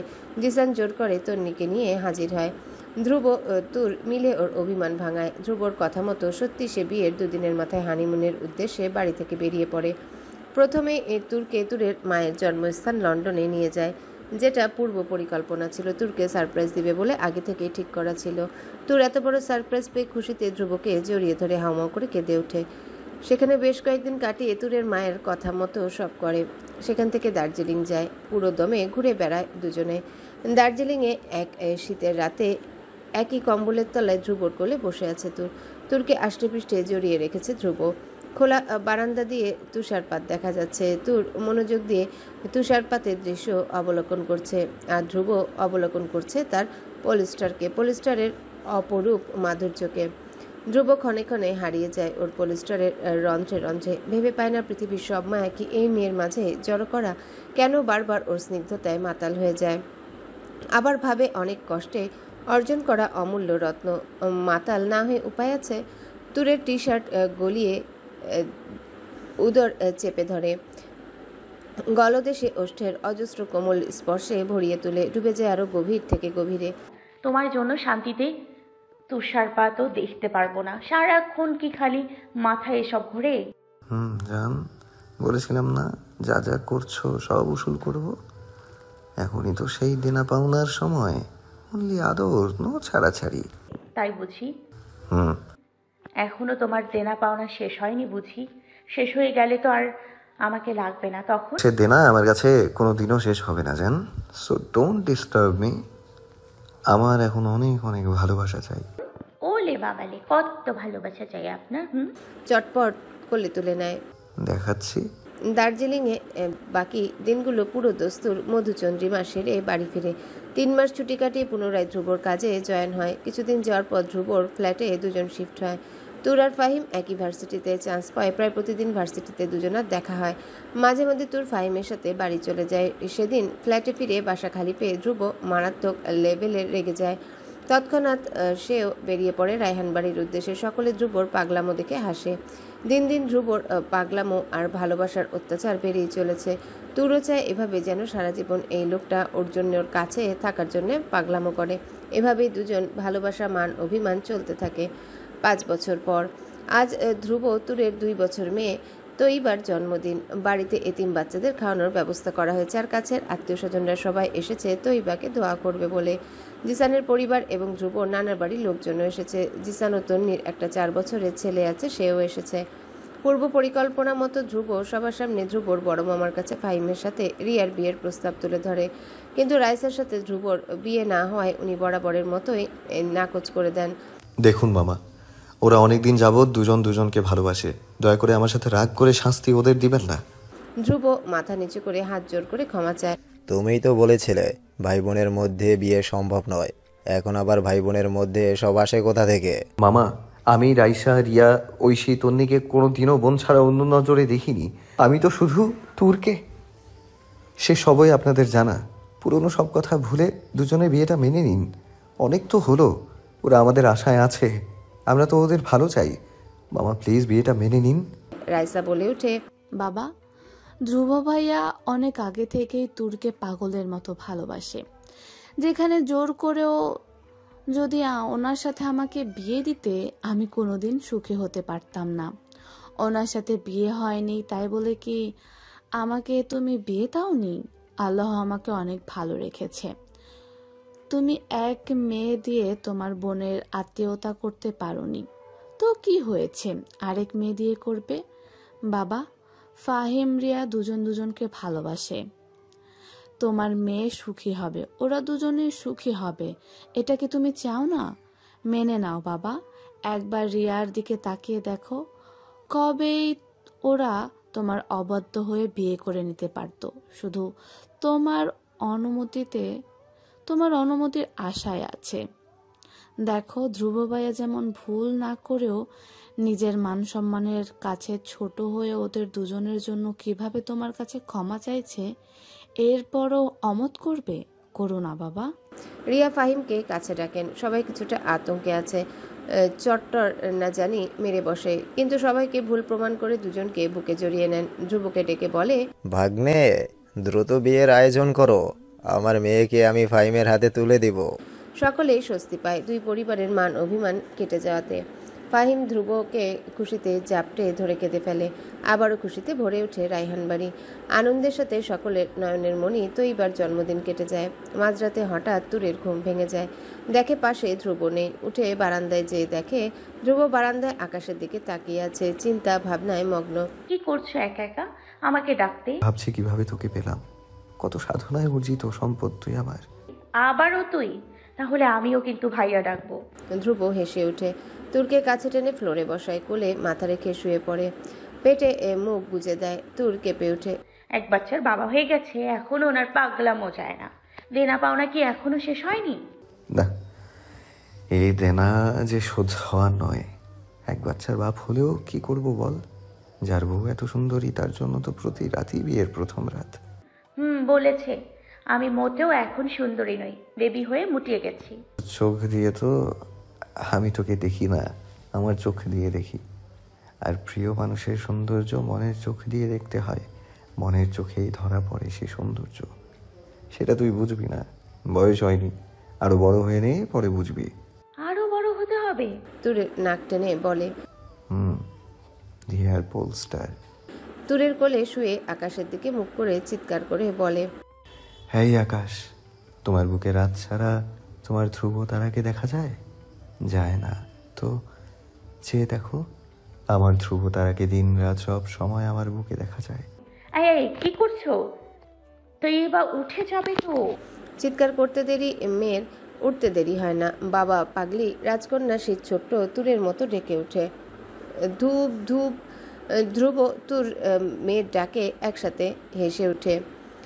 ধ্রুব মেয়েকে কোলে নিয়ে বারান্দায় বসে, মেয়েকে কোলে বসে এক হাতে প্রেয়সীকে জড়িয়ে ধরে। তিনজন একই সাথে বসে জ্যোৎস্না বিলাস করছে। কিছুক্ষণ পর তৈবা ঘুমিয়ে পড়ে। ধ্রুবকে বিছানায় শুইয়ে দিয়ে আসে। তুরের দুগালে দুহাত রেখে বলে, তুর, সেই পূর্ণিমার রাতের মতো আমি তোমার মাঝে হারিয়ে যেতে চাই। তুমি কি আমাকে আবারও তোমার মাঝে তোমার মায়ায় ডুবে যেতে দিবে জান? তুর লজ্জা পেয়ে চোখ বন্ধ করে ফেলে। বন্ধ করেই মাথা নাড়িয়ে সম্মতি জানায়। ধ্রুব তুরকে কোলে তুলে নেয়। প্রস্থান করে ফ্ল্যাটের অন্য রুমে হারিয়ে যায় আবারও দুজনাতে। আবারও সাক্ষী হয়ে রয় ওই আকাশে জল জল ধ্রুব তারা। পরিশেষে বলবো, সুখ দুঃখ নিয়ে মানুষের জীবন। কখনো অনেক কষ্ট জীবনকে বিষাদময় করে তোলে, কখনো বা একরাশ সুখ এসে হাসি আনন্দে ভরিয়ে তোলে, পুরনো ক্ষত সারিয়ে দেয়। তবে সুখের চেয়ে দুঃখের সময়টাই আমাদের চোখে পড়ে বেশি। তেমনি তোর ধ্রুব জীবনেও হয়েছে। তবে এখন কিন্তু ওরা অনেক অনেক হ্যাপি আছে। আশা করি আপনারা ওদের হ্যাপিনেস দেখে হ্যাপি হয়েছেন।